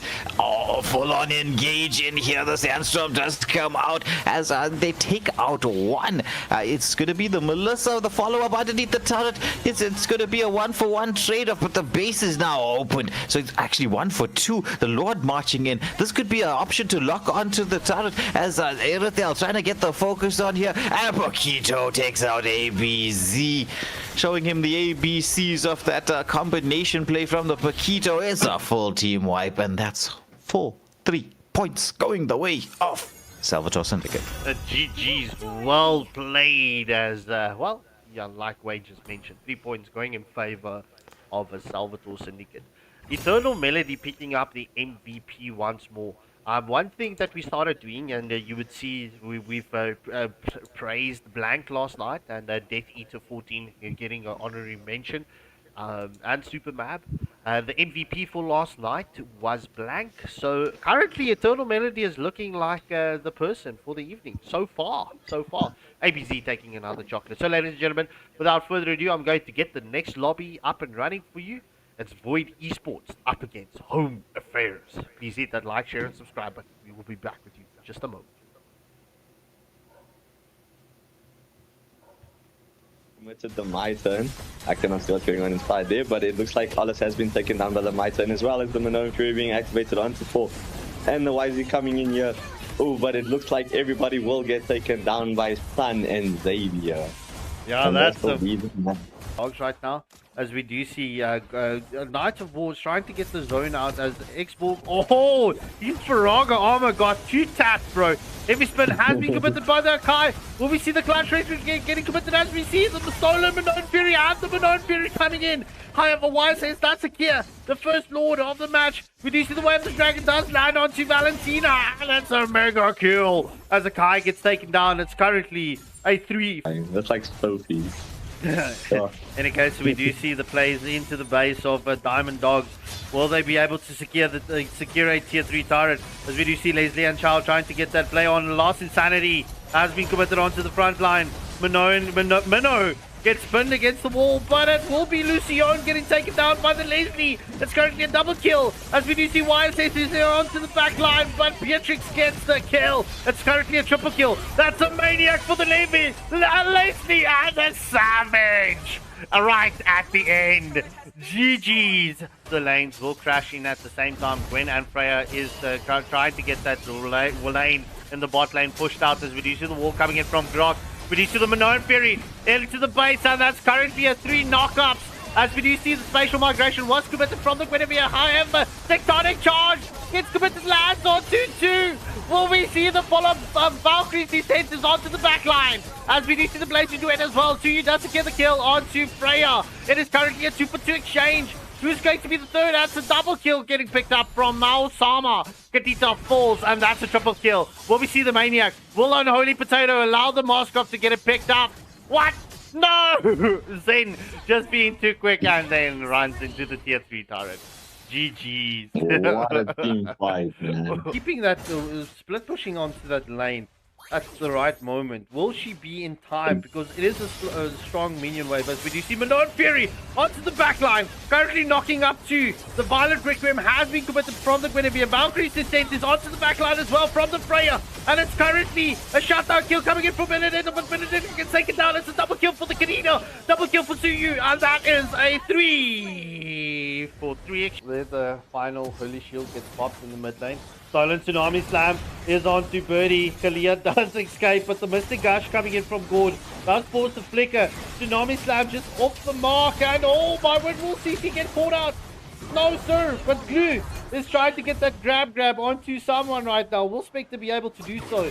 Carrie was taken down. Claude is looking to get onto the backline. Blazing Duet gets committed, but oh my word, Claude nearly getting caught out himself. Valentina got taken down. Is this the moment for Bang Gang to get the opening, as we do see the Phantom Steed has been committed. Spectre has been taken down by the Khalid. It's a shutdown kill getting picked up. Make that a double kill for the Suyu. And that is a 4-for-1. Make that a full team wipe going in favor of Bang Gang. Number Dominier. Their timers do matter a lot. They can just mouth the sword and push it in. Yeah, well, they do straight through the Lord. Tsunami Slam is on to Leomord. Mystic Gush has been committed. Phantom Steed has been placed as well. Blazing Duet onto the front line of Celestial Odyssey. However, it's a shutdown kill getting picked up by Valentina. It is currently a 1-for-1 exchange. Both marksmen. Well, our Sandstorm onto the back line. Will we see the play? Tsunami Slam. Immortality does proc from Birdie, and oh my word, Carrie gets a kill onto Kalia, and oh, this is hard contested. Glue gets taken down, and it's so low. So many members for Celestial Odyssey, so low at this moment, as Suyu gets the kill onto Leomord. Mystic Gush as well, and that's a shutdown, and that's a double kill coming in for the Suyu. Make that a triple kill. That's a 4-for-2 exchange. Bang Gang leave one member to match pronunciation. In any case, look, Immortal Order will definitely be happy with their places. We do see the spatial migration has been committed. Mystic Gush into the play. Sandstorm does line onto Gord. Will we see the torn apart memories? And yes, Paquito gets taken down as the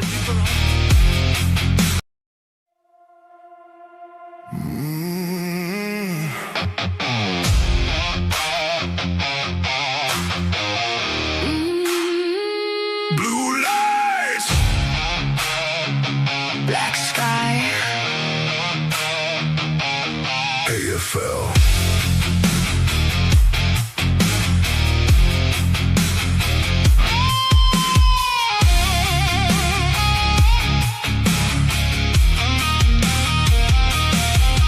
Feel the city hold its breath. Everybody placing bets. 32 names in the dark. 32 flames waiting for a spark. Heavy boots on concrete floors. Every champion wants more. No words, no need to explain. Everybody knows the game. Look around. Feel the pressure and the sound. Blue fire in our veins. No fear, no change. We came too far to turn around. Now the whole world hears the sound. Blue fire in our eyes. Nobody here survives on luck. 32 walk through the door. Only one leaves with enough.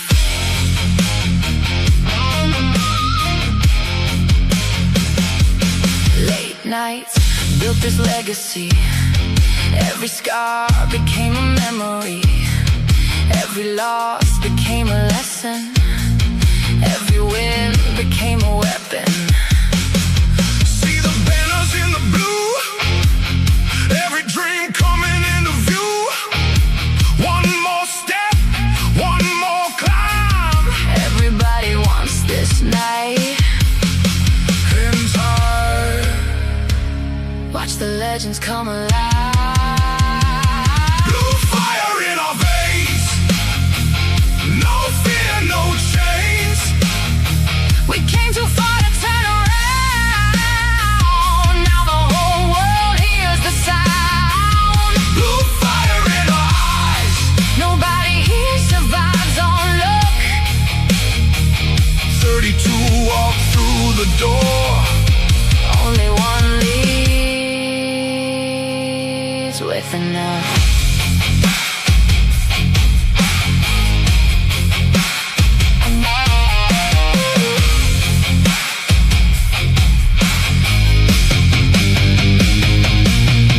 No kings, no gods. Only those who earn their spot. No faith, no chance. Only those who take a stand. Blue fire in our veins. Feel the thunder, feel the rain. 32 came chasing glory. One will write the final story. Blue fire. Alright, ladies and gentlemen, we are back. Up next, we've got Void eSports up against Boom Affairs. So without further ado, I'm not going to keep anyone waiting. We are going to jump into the drafting phases right now, immediately. Grab your seatbelts, because this could be a cracker of a match. Yeah, for Void eSports Home Affairs. These are some players who have been around the scene for a really, really long time, especially on the side of Void, right? Some of the players here have been playing this game from the very inception. Some of them are newer, granted, but let's see how this turns out. Void, I'm quite surprised that they're only ranked 9th on the leaderboard. But I suppose that they did miss a couple of tournaments earlier on in the year, which is why the ranking from them is a little bit on the low side. So we should see after the next round of updates that Void should with they're the only team with a 100% win rate on the leaderboard. So they're definitely going to be climbing positions. Your team is I still banning. agree with you 100% there, way. As we do see, the Freya does get banned out. Your team is As well as the Ruby. Ruby is honestly a very good ban. I'm wondering why the Freya was banned out. I know she can still be like pretty good. I've seen her still getting picked up in like the pro scene, but she can be a little underwhelming sometimes. Your team is Yeah. It's well, sometimes whenever the meta does change, it's not going to change so drastically that maybe but like I said, like I agree in the sense that I don't think she's a viable pick on the gold lane anymore, although I could be mistaken. That's something that again, it's all about doing the checks, to the necessary checks to make sure that everything's going to be a-okay. But it's I mean, she still has a place in the whole meta situation, because I don't think that nerf was too huge to like drop off completely. No, I agree with you, but I don't think she's like completely worth banning out. You know, you can deal with her now due to that nerf. She is like, you know, but she's still a very good hero. Don't get me wrong. Like her kit is very nice. Just maybe not first ban worthy. But with that being said, the rest of the bans coming through, Phoveus, who did receive a bit of a nerf himself. The same with the Zushin. That A punch for a punch. well, increase in the amount of mana consumption was quite devastating to her like playstyle, or at least not so much playstyle, her itemization. It changed quite significantly because of that. No time to chit chat. Yeah, you can't. I don't think you can just immediately go for the clock anymore. I think you should more prioritize the enchanted talisman just for the mana regen early. Because, I mean, she's still Zushin. Even Phoveus with his little bit of a nerf, he's still I'm Phoveus. He bound by can really nothing, be disrupt it team family fights. or That's what he's destiny. really there for. He's just there to cause commotion. That's true. But proof of residence picking up a Gushin very early on. Interesting choice there for the jungle role. Gushin is not one of my favorite picks, like in terms of what he does. If he gets going, right, he's got like a shotgun combination play that's deadly. But he needs to be able to snowball. Your team is picking. Yeah, no, I have to agree with you. I'm not actually a big fan of Gushin in like the jungle. My tail's been itching for Or a even real the mid lane. fight. Some people do like to pick him up in the mid lane. I think if you want to pick him up in the mid lane, it's situational. Like, there's a Phaser right now. I think it wouldn't be too bad because he can burst it quite well in a ult. But, you know, it all comes down to the play styles and how the players use these heroes. But still, like you said, any clear speed is a bit underwhelming. Banning. Yeah, well, with Vero locking onto the Kalia, it just makes it a lot harder for a Gushin. Because, I mean, if you go in and as you're trying to land your combination, she's just going to tsunami slam you. And then that's that. Yeah.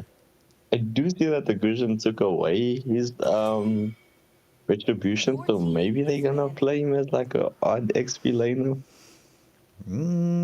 Possible. Maybe even on the gold lane. I don't know. It's a very different kind of pick. The same with the Jawhead, right? Is Jawhead going on the XP? Is this going to be Roam? It's looking, like if you're just trying to guess what's happening here, Home Affairs is keeping us guessing, much like reality. I mean, in some affairs, they did go all tanks in the one match, and then when it came near the end, they decided to just go for it and actually drafted like quite really good draft and like cooked their draws, you know. So we'll see. Maybe they can make this situation work. But I'm quite liking the pickups there from the side of Void, and the bans are actually quite well thought out. Like banning out the Sora, who can get to the far side and also just disrupt this Kalia from getting a pick-off. They're really like methodical. Yeah, well, I think the Sora ban is just being used to make sure that, yes, exactly as you said, to deal with the Fasa, but it's more for that matchup there on the XP lane. But as we say, right, it's a skill-based matchup. there are certain picks that can just work out. I mean, just because the pros always go for a Sora up against a Paquito, doesn't mean that's the best option up against a Paquito. They use it because they've got the skills to be able to do what they need to do, and they feel comfortable like that. Though it's the Indonesia and Malaysia pro scenes that use Sora up against a Paquito. The Philippines, actually, you won't see that much. Yeah, no, I have to agree with you. And I mean, like you said, a lot of things are skill-based matchup. I mean, you're not gonna tell Calra that he can't play his Beatrix into Bruno or something like that. You know he has the skill that he's just he's the best on that hero. Just like other pros have, they very comfortable picks that just come out every once in a while. Yeah, exactly so. So both bans from the side of Void focusing onto the XP lane. And you might be right, it looks like it could be potentially a... Sir, what's your command? Actually, one of the two. Between the Gusion and the Joyhead is going to have to jungle. Because I don't know how else you're going to go for it. Wow, it might be Gusion Gold Lane, like you said, or even Joyhead Gold Lane. Maybe even the Gold. I don't know. This is so weird. But I'm looking forward to see what happens. The Fanny getting picked up is scary for the counter jungling side of things. True, but do you want to really play a Fanny into a Joyhead into a Badang combination? It's not the most ideal to play a Fanny into, because especially with Badang with that second skill of his can really get you trapped up. But once again, it comes down to a skill-based matchup. I have to agree with you, and I'll let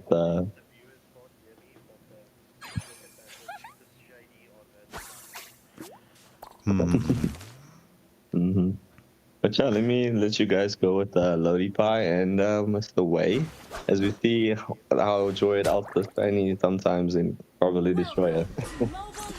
All right, so into the game we go. Okay, I actually thought Circuit was lagging out a little bit, but he is moving on that Farsa. And as expected, Fanny going for the blue buff. So that means potential for early invade. Actually starting off with the small camp behind the blue buff, so it looks like it's going to be the more safer rotation, where it's the full jungle clear and then try to get across to maybe steal the small camp behind the blue buff. That was what I would suspect is going to be that rotation style. But with the Kalia starting off the blue buff, it looks like they're definitely trying to head towards that. Velo just holding it off, but that left circuit a bit exposed and did take a little bit of damage. But look at Balmon's jungle clear speed. It is quite quick. He's trying to secure this red buff before the Fanny comes in. As Fanny with the pull onto the little Ricky there. There's the retribution being committed. Now the engagement onto Paquito, who's trying to use the arrow to dash back, but I think the wall from the Valorant just might have caused a little bit of problems for him. Fanny in danger as well, gets forced back, but I think objective achieved for the side of Void eSports. They got the control they wanted and the steals that they were looking for. True, but even with the Joyhead also keeping to try to invade in the jungle, making sure to get vision of everyone, it also helps help the Bowman just to stay basically on top of the farm. He's basically equal with the Fanny right now, although Fanny managed to get to level 4. Might go in for a gank on the Gusion. Yeah, now it looks like Momik has to flicker, but Joyhead underneath the turret, he's soaking up the damage. Can they get the kill onto Momik? No, they cannot. That's going to be a 2-for-0 trade-off across the map on both sides of the lane. Both Gusion and the Joyhead were taken out there. And with that, it seems like it might be a bit easier for the side of Team Void to go for this turtle. But Jawhead, as soon as he gets his level 4, he's going to be a big problem for the side of Void. Yeah, there's the control coming out onto Kalia, who manages to walk that off. There's the feathered airstrike coming in just to zone and nuke everybody. Paquito trying to land the combinations, but it's going to be the first crack from Padang. That just forces him back with the flicker coming out from Mimic on the Pac-Man, just keeping him safe. He turns around with an engage. The turtle is quite low. Now Fanny doesn't have the energy just yet. Had to leave the blue buff just to make sure they can secure this turtle. Takes the turtle, goes in with a counter jungling in here. Kalia just providing that extra bit of protection to make sure that this is going to continue. As we were saying, right, counter jungling is the name of the game. It's all about that bit of control. Oh, but the engagement here onto the Jawhead and Tsunami Slam and the feathered airstrike onto him, making sure to take him down. Yeah, lots of skills being committed, and just to secure that potential pick-off with the Gushin, rotating towards the mid lane, because I don't know about a Gushin in the gold. I don't think he's going to have the best of times up against a carry. Not really. I mean, the one good thing about him is that he can rotate so nicely, and if he's also used for pickoffs, but not much else. Oh, lovely play from Mimic into the backline. He manages to get a double. Will we see the triple coming through? No, Velo secures that for the team, and that's a 3-0 exchange in favor of Void eSports as they are storming into the jungle once more, picking up a massive, what is that, 4k almost, or say 3.5k gold lead. Tsunami Slam from Velo, dragging the Gushin back, saying proof of residence. I'm gonna show you proof of residence as I drag you into the midst of my team. It's a triple coming out here. Will we see the Maniac? No, we do not, as Velo once more is just securing our kills. I mean, sometimes that is just what a roamer should do for payment for all that they manage to initiate and succeed. Yeah, Super Shady with a fan. He goes in with a cutthroat into the backline, but took a chunk of health out there from that double turret whacking onto the Fanny. Now the engagement here onto the Belmont, who's being forced back. There could be a potential buff steal, but God, into the backline, goes into the Mystic Gush in the midst of the feathered airstrike, and Fanny just picks up another kill. It is a mega on the Fanny. The second turtle of the match is up, but the potential to take down this mid lane turret is there, and almost like the Gushin just throwing out those daggers to clear the wave, just to make certain.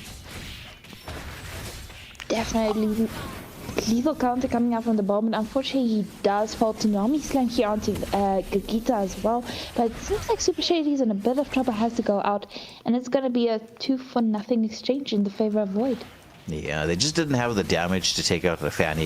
Fanny was trying to go in with a wall spam, and well, that's what happens when there's a Jawhead close by who just kicks his teammate into the middle of what was going on. I'm sure he must be busy laughing about what he just did. Jawheads are usually a troll pick like a Paquita used to be, although it seems like a lot of people are using them more often. Yeah. It's legendary on the Paquito. He has to flicker back. He does get to safety. The Mystic Gush does come up, but what a first crack. It lands onto 2, but the Tsunami Slam counter is in there as God has been launched once more forward into the midst of the battle, but does manage to get out unscathed this time as the third and final turtle go the way of Void eSports. And will we see them be able to clutch this out before the 10-minute mark? What do you think? It is quite highly possible, especially if they keep up this aggression. Although they have to be a bit more careful, especially with the Jawhead. As soon as he gets his items and he focuses a bit more of the Fanny and the carry, the teammates do have to protect those squishies more often. Oh, look at the Paquito. This is going to be a potential double coming through from him. There's the double. As expected, he was in that wraparound position, and that's going to be 2 tier 2 turrets taken out here by Void Esports. Holy Shields are still up. We might see one Holy Shield come down as Paquito trying to dive in. It's the lethal counter coming out from the Belmont, but not quite on point. Oh, Gushin with the full combo, went in with the Petrify, but there's Fanny. Goes in with the Cutthroat and just, it's a 3-for-nothing trade-off in here. Holy Shield on the top lane has been removed. Should be on the bot lane as well, as the final minion creeps across here. Mimic trying to bait out all those skills. Lethal counter is still available, but oh, look at that. Kirasani has to retreat. That's all the tier 3 turrets. Tsunami Slam, lovely pick-off, and that is 26-0. Just under 8 minutes. That is actually pretty insane, especially with all of the other turrets taken as well. Yeah, Lord will be up in the next 23 seconds or so. The final Holy Shield should be taken out. Feathered Airstrike just zoning everybody away. The Cutthroat has been converted. The lethal counter is in there, but the damage output from the carry, way too much. He pops the light wheels and just takes out Balmont before his lethal counter could be, as the name suggests, lethal.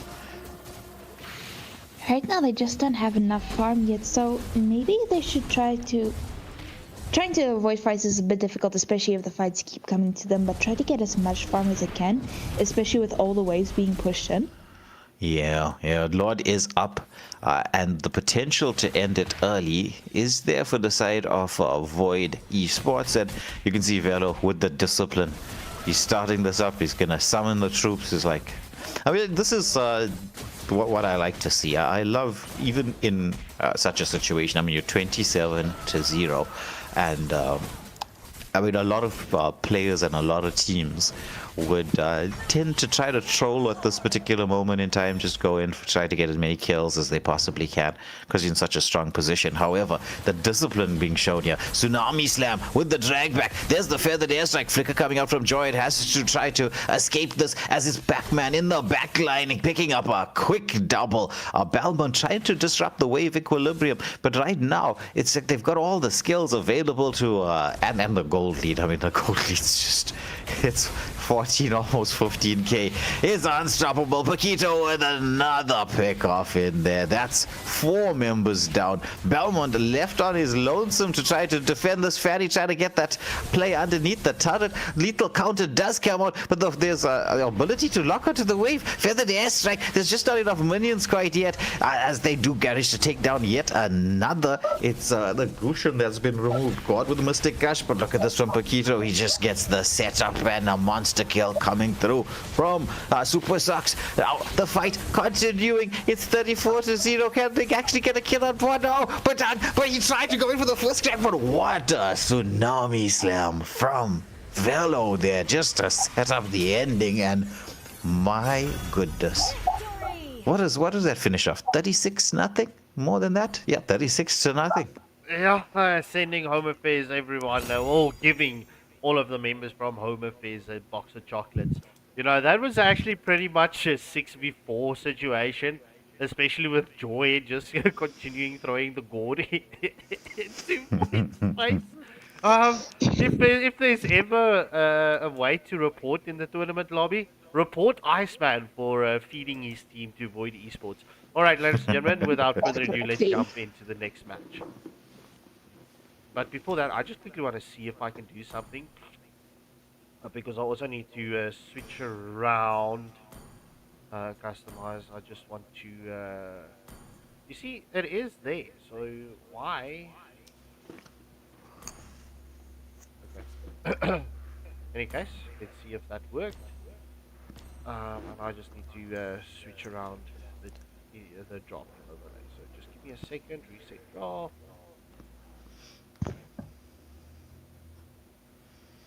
All right, so that was a very quick, very brutal match. Will Home Affairs continue with a little bit of a troll draft, or are they going to try to... right now, it's very difficult to compete against Void Esports. There's been debates recently as to which team is number 1 in the server.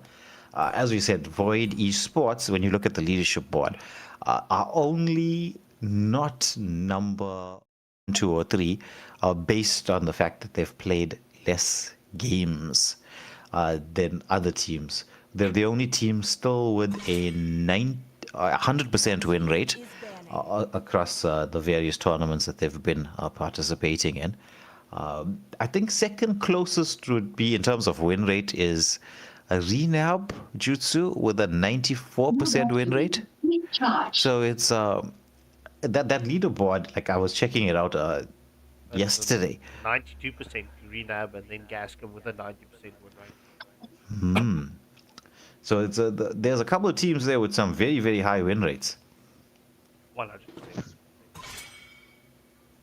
Your team is banned. Right, so continuing with, I mean, do you know that Freya ban, right? Freya ban is in the pro scene always the first ban. It's just like, it goes Freya, Marcel, and Zushin. That's like the auto 3 bans that comes out in the pro scene. But Aldous and Paquito, okay, the Paquito is a definite respect ban. That's just, we don't want to be dealing with the pack ban right now. Mumik was devastating in that last matchup, just finding all the angles. I mean, his maths exams must have went very, very well because he got all the angles right to get into the back line. And it looks like they're holding on Super Shady as to deciding what to ban out, which I can understand. It's kind of confusing when you're drafting up against Home Affairs as to what it is you should be removing. Your team is banning. I mean, the Sora ban is still really good. I mean, this is, I think, the second time that they banned Sora. I'm just hoping that Home Affairs is gonna actually try this time so we can have like a more interesting match. But it was nice seeing how Void just controlled the map and just took certain fights and objectives so seamlessly against him, though. Yeah, it was a well-disciplined, dominating performance from them. And that's personally what I like to see. You train in the right way all the time to make sure that you can, Your team is picking.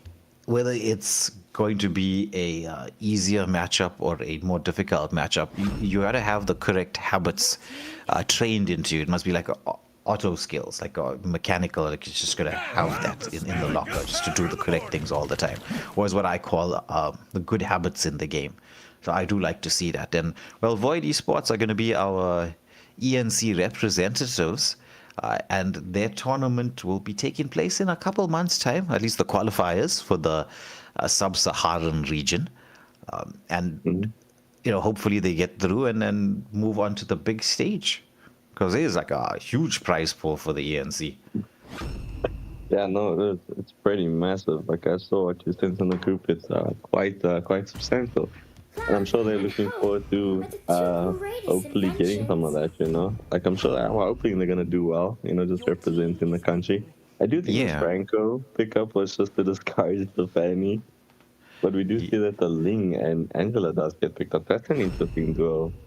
Yeah, it used to be back when Ling was broken. It used to be a very well-known combination, Angela with the Ling, because then Ling can play fearlessly the moment Angela picks up the hard card or as gets to level 4. Where is my target?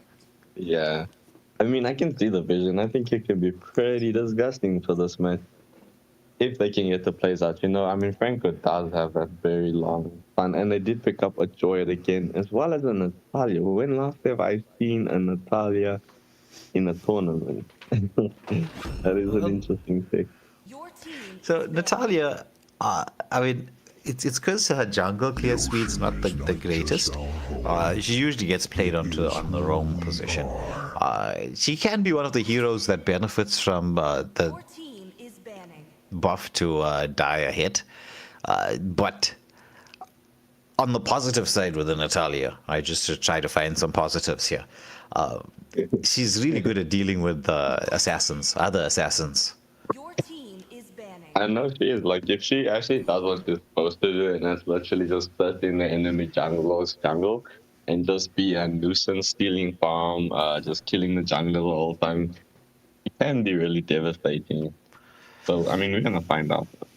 Yeah. I wouldn't expect the Natalia pick to, or at least the Natalia to be farming her own jungle. Or it even could be a double retry matchup. Because, let's say you've picked the Natalia and you let her go with Retribution. There's option to just have her play in the enemy jungle. That's actually an interesting idea, but I don't know. I think it can be very easily punished though, because you're gonna lack farms, or if you can't accomplish what you're supposed to do in the jungle, if the team's just really good at covering the farm, covering the jungle, I think it can be very, very easily punished. Very true. Very, very, very, very true. As things stand, this Clint pick, right? Clint, after this buff to Berserker's Fury, I'm kind of liking Clint. Your team is picking. No, I've been enjoying Clint. I even see he got picked up recently in one body of the suffers. first games. The spirit My blooms. Roma loves to watch Clint. He's always sending us game results or just asking us to do watch parties. And I mean, Clint was doing the most for his team in one of the matches. He was. I mean, you can, because you just pick up the Berserker's Fury into the Endless Battle, or depending on which one you want to go for first. Granted, you want the Endless Battle first, and then the Berserker's Fury second. I am the moonlight but that he's now going to breaks be through like the a two-item darkness. hero, and he's going to be fully online when he picks up those two Wipe out all the items. injustice in the world. I have to agree with you 100%. And I mean, now he does have that mana issue. It's actually really bad on Clint, the mana issue. Almost like he needs a blue buff mid-fight sometimes. Yeah. But they had to do something to deal with the fact that if he picks up Berserker's Fury, it's pretty much GG's for anybody in lane and in the course of the match. But super sucks with the Ruby pick. Ruby is so busted right now.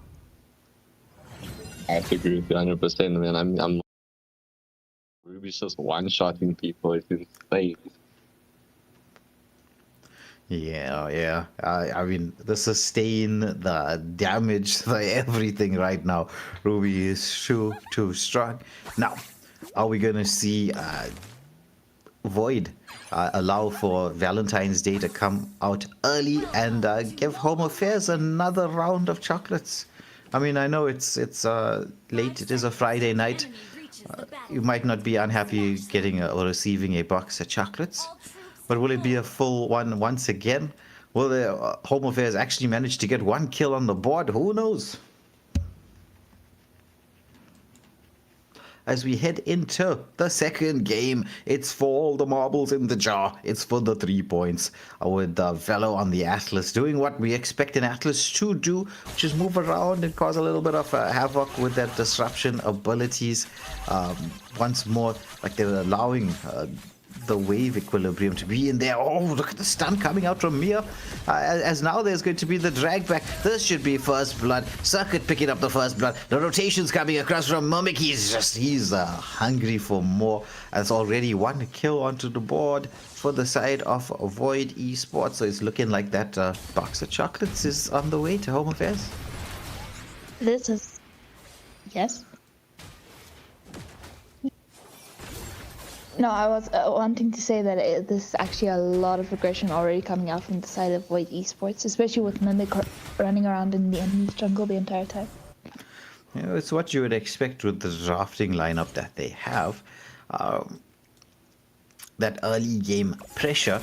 It's an Angela mid lane, which we haven't seen in a long time, but with the Berserker Fury update, Ling is quite strong at this moment. Though, like I said, it's still early days. We need to double check this.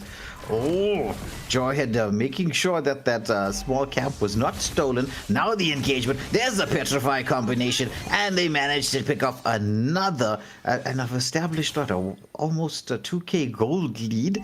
We're not even at the 2-minute mark. But this is actually impressive, especially with the aggression they put, with the counter jungling also coming from the Ling as well, and also getting the kills. That's a lot of contributions to the gold lead. Yeah, now the engagement onto Joyhead. The iron hook does come out from Franco. Does he keep the Joyhead alive? Who's trying to walk this off? But there's Murmic in with the first second skill. Oh, and the eclectic blades onto Natalia. This time round, it's not a joke. It really is Natalia. And with that, this first turtle of the game can also go uncontested to the side of Void Esports right now. It's actually even difficult for the Mia to be in any of the lanes because there's already so much pressure on her already. Yeah, she turns around with the moonlit waltz, wants to dance to something, but the control is there, the fatal links with the drag back, and Angela, well, doing what Angela does best, as we all know, especially when you're up against those couple of duos in rank. You know, the Angela goes in, the husband is the jungler, the wife is the roamer. On the Angela, they go in, and the Angela secures the kill. And the husband cannot complain, because, you know, otherwise no supper. Oh, eclectic blades into the backline, catching out 3. But is this going to be first kill on the board for Home Affairs across the 2 matches? But the punish is in there. Super Shady going in. Tempest of Blades has been committed. He's trying to dash back, but is he going to get caught out? He missed the first sword. So, like, if Super Shady, if you ever watched this, right, just so you know, FYI, when you're going in with a Ling, you got to get your first dash set while the Tempest of Blades is spinning. Otherwise, it looks like a slow-fingered Ling. Not throwing shade to Shady here onto the stream right now, but already with one turret taken down as well, and it seems like Void really wants his mid lane as well, getting some pressure into the mix as well. But we do see the fatal links onto the Natalia, managing to get her. The actual Natalia ID or passport also in a bit of danger right now, manages to get killed by the Mimic. And it seems like the engagement still continues here as Franco also falls right now. It's going to be a 3-for-0 exchange. Just chases here onto the Jawhead right now with a Link going into the mix as well. But Ruby getting taken down as well.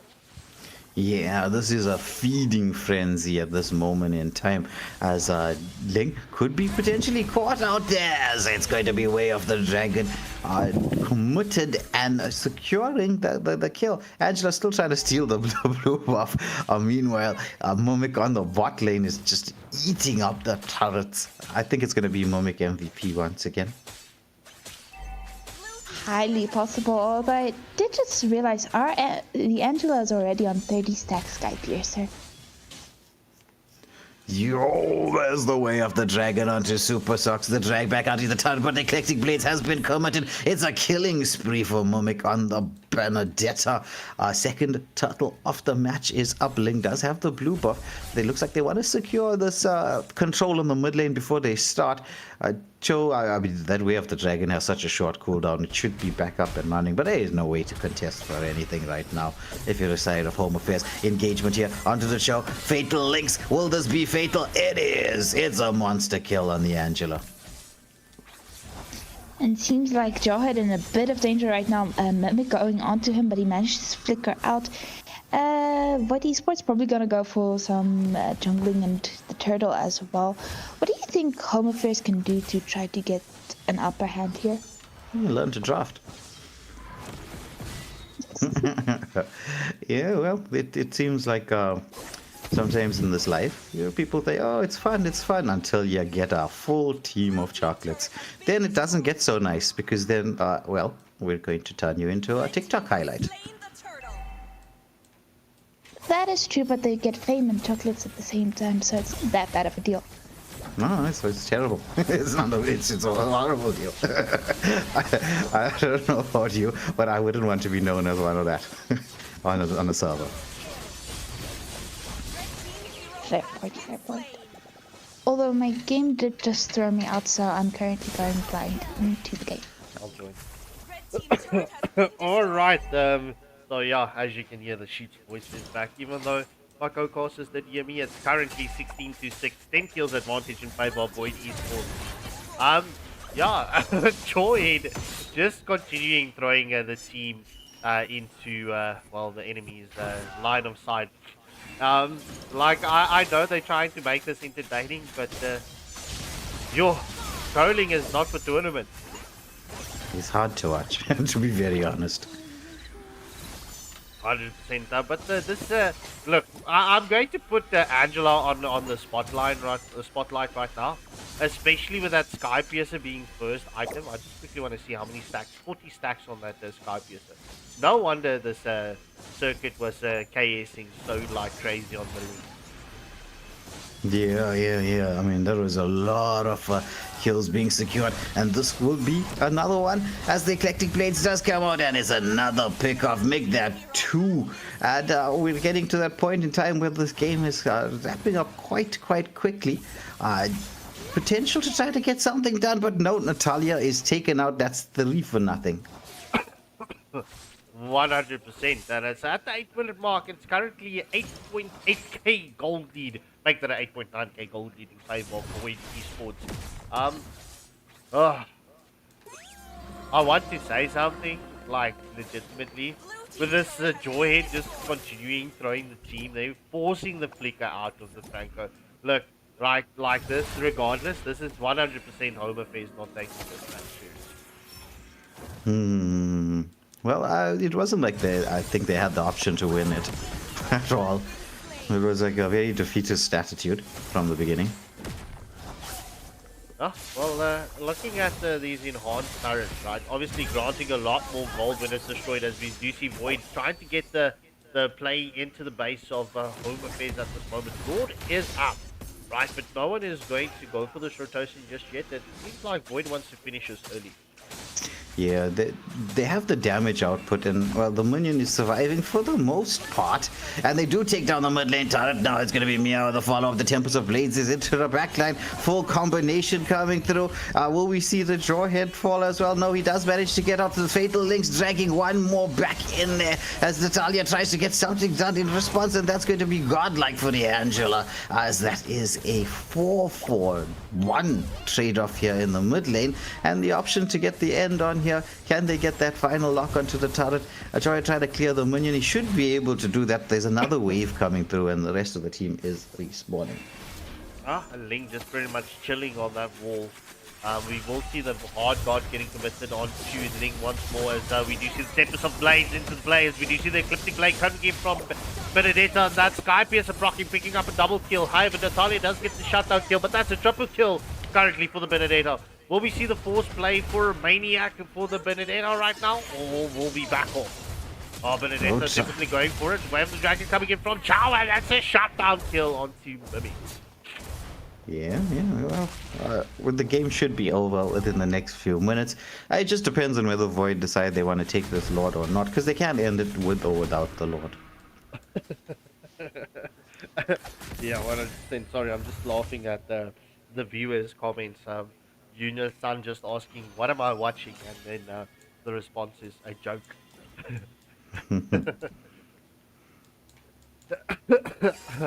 So, 10.5-minute mark. It's 20 kills an advantage for Void eSports. Also having a 10.2k gold lead, as we do see next in line. Literally gets thrown next in line for Void eSports feeding face. Yeah, and well, they are taking the Lord, so this should be able to secure them the game, though. Natalia is trying to compete for this, so doesn't have the retribution to deal with it. Now he's going to get caught out by the Ling, tries to go in. The hard guard has been committed. Meow with the potential follow-up. There's a Tempest of Blades. As the wall space was a little bit of a problem, but the gold difference way too much, as it's going to be 2 taken down there, and the Lord marching through the mid lane. This is a definite funeral procession through the mid. As we do see the Bloody Hunt does land on Benedetta. Joy does secure the kill onto Benny.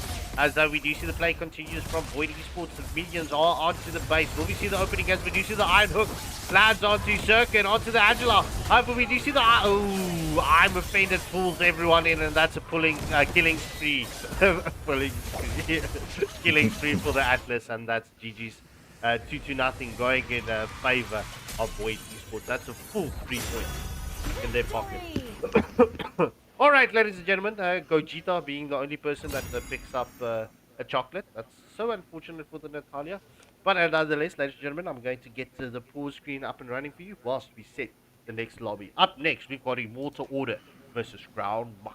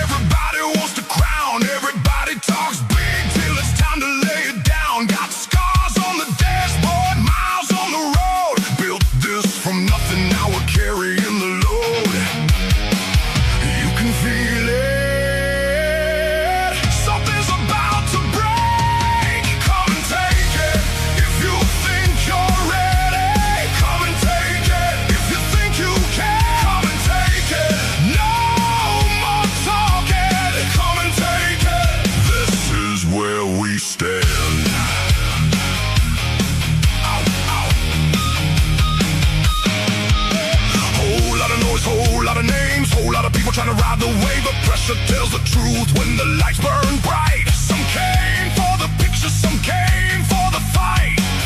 You can hear it.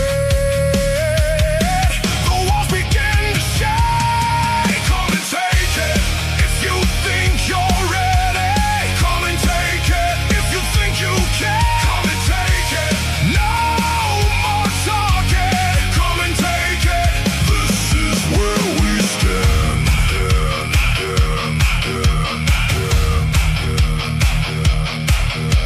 No handouts, no shortcuts, no lucky breaks, no excuses, no second chances, no mistakes. Oh!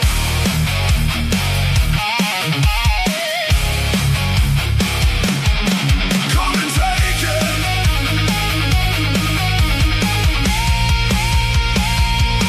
Come and take it.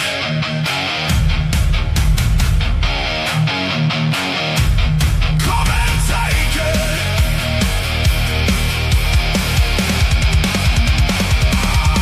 Come and take it if you think you're ready. Come and take it if you think you can. Come and take it. No more talking. Come and take it. This is where we stand. Oh, oh. Everybody wants it.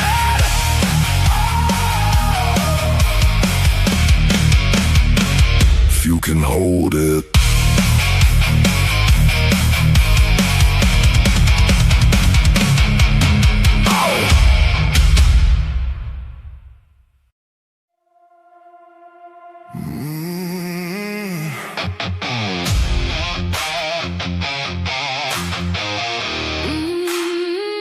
Blue lights, Black sky. AFL.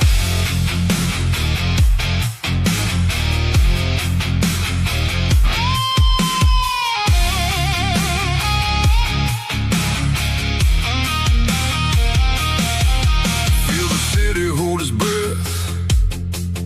Everybody placing bets. 32 names in the dark. 32 flames waiting for a spark. Heavy boots on concrete floors. Every champion wants more. No words, no need to explain. Everybody knows the game. Look around. Feel the pressure and the sound. Blue fire in our veins. No fear, no change. We came too far to turn around. Now the whole world hears the sound. Blue fire in our eyes. Nobody here survives on luck.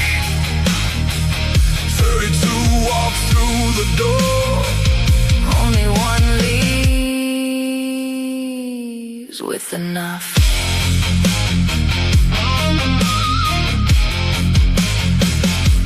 Late nights built this legacy. Every scar became a memory. Every loss became a lesson. Every win became a weapon. See the banners in the blue. Every dream coming into view. One more step, one more climb. Everybody wants this night. In time.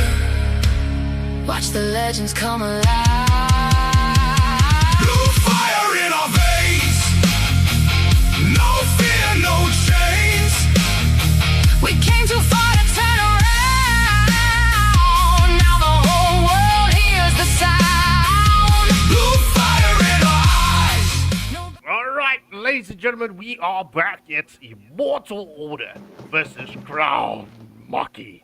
Right now, I did see a lot of chats in the Waylander gaming community asking, who's this guy from IO on the thumbnail? This guy is damn sexy. This person, A, B, and C. So if you wanted to know who that is Superman, and that is Spotlight onto Immortal Order's Team Man Mystic. Superman. Any case, without further ado, ladies and gentlemen, let's jump into the drafting phase. Let's go. Yeah, and off we go. Maki versus Immortal Order. This is gonna be quite a fun match to watch, don't you think, Lotus? Definitely an interesting match here.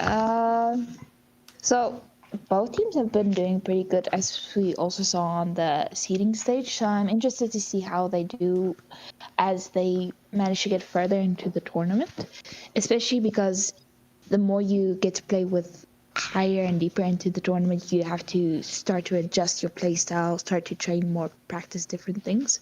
So I can't wait to see what the teams came up with. Your team is Me banned. too, and especially looking at the map, it's the Golden Turret.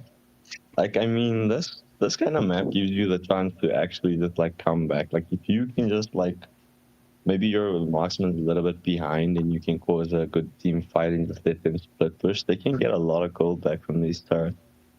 So it's going to be quite interesting to see how all of that comes into play, as we do see a Marcel ban coming out from Robs. I mean, that's a pretty standard ban. That is true, but like what you mentioned about the turret, I think that's what makes these other map modes basically a bit more fun and interesting, is because you don't always know what you're getting. So as soon as you get it, you have to immediately adjust your playstyle or your draft. So you think, okay, we have this mode, so we're going to use these heroes to play in this certain way to use it to its full potential. I honestly can't wait till these modes come to like rank. If they come into rank, I hope they are, because that's gonna make things so much fun. As we do see the healer getting banned out, I'm guessing the Lucas ban was just a respect ban. I know Immortal Order likes to always commit to respect ban, but the healer ban is just a staple ban, you know, especially if you're not especially if you going first pick, you don't have the option to pick up 2 heroes. You gotta decide on the one that you want and see what you don't want to leave open.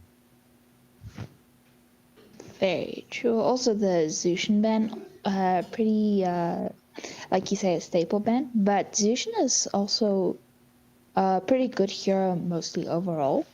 And it's someone that you really don't want to deal with sometimes because of her, her damage that was increased a few seasons ago.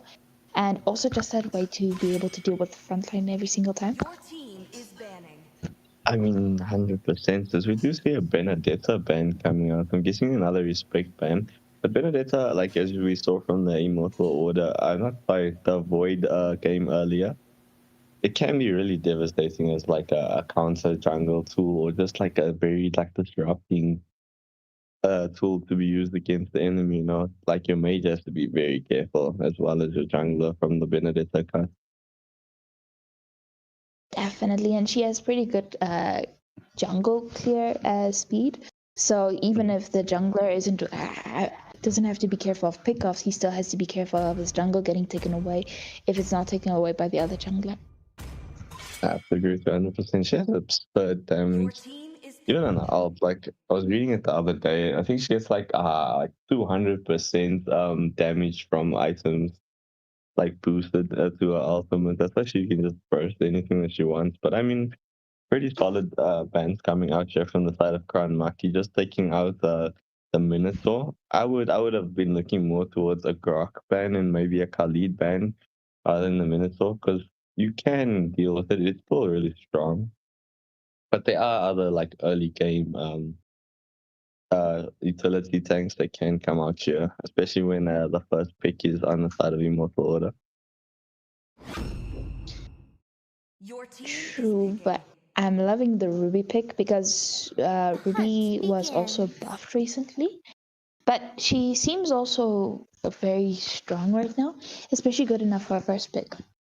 And she also prevents a lot of dive heroes because now they think, oh, we can't really dive because then she'll catch us out. So she's also somewhat of a preventative pick.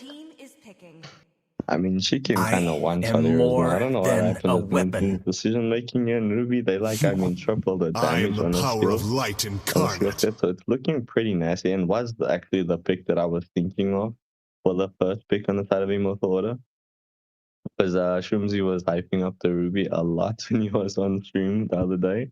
And it is like they do go for the counter picking with the Kaja. I actually really like that pick. He can be really useful. I know he's a bit of an off meta roamer, but he has really good damage and sustainability as well as his suppression skill set, you know. Suppression is actually the most difficult thing to go against, especially if the person knows how to use it well, because you can't use Purifier, Flicker, or anything to get out of it. You're stuck. Let's go. Yes. And the nice thing about Kaja suppress is even if him himself gets stunned, the hook, well, I don't know how to call the chain, whatever he has that's connected to you, just stays there until the time of the suppression runs out. I think it's called a lasso. Yeah, the last time. Thank you. But he'll also pair pretty well with the Julian, especially during team fights. And let's say the Kaja wants to go into take care of the enemy jungler, especially during objective fights.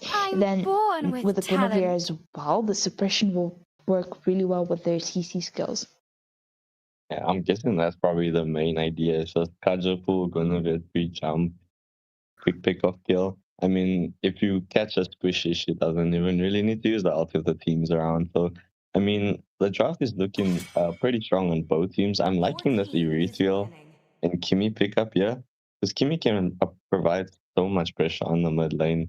Especially if you like, there's a trick where you can just charge up Kimi's passive onto one of the puffs or the creeps before she goes to a lane, so that like it's basically full when she gets there and she can just apply enormous pressure. True, and unlike other marksmen, it's a bit easier for her to level up, especially if she goes to the mid lane.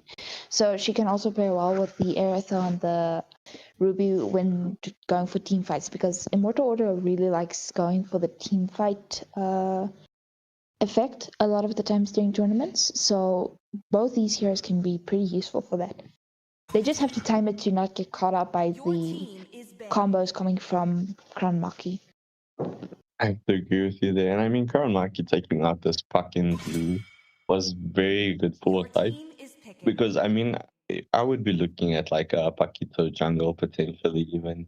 I know he's not like ideal in the jungle. I prefer him as an XP laner, but he is still so strong, especially when you're trying to like counter jungle with clear speed. Like nerfed on the minions a little bit, but he still has insane clear speed when it comes to creep and just in general, actually. It doesn't really feel like the nerf is all that crazy. But yeah, as well as this Gord ban coming out from the side of Immortal Order. Gord is so strong right now in the meta, but I don't think he would have gotten picked up looking at it like 3 magic damage heroes.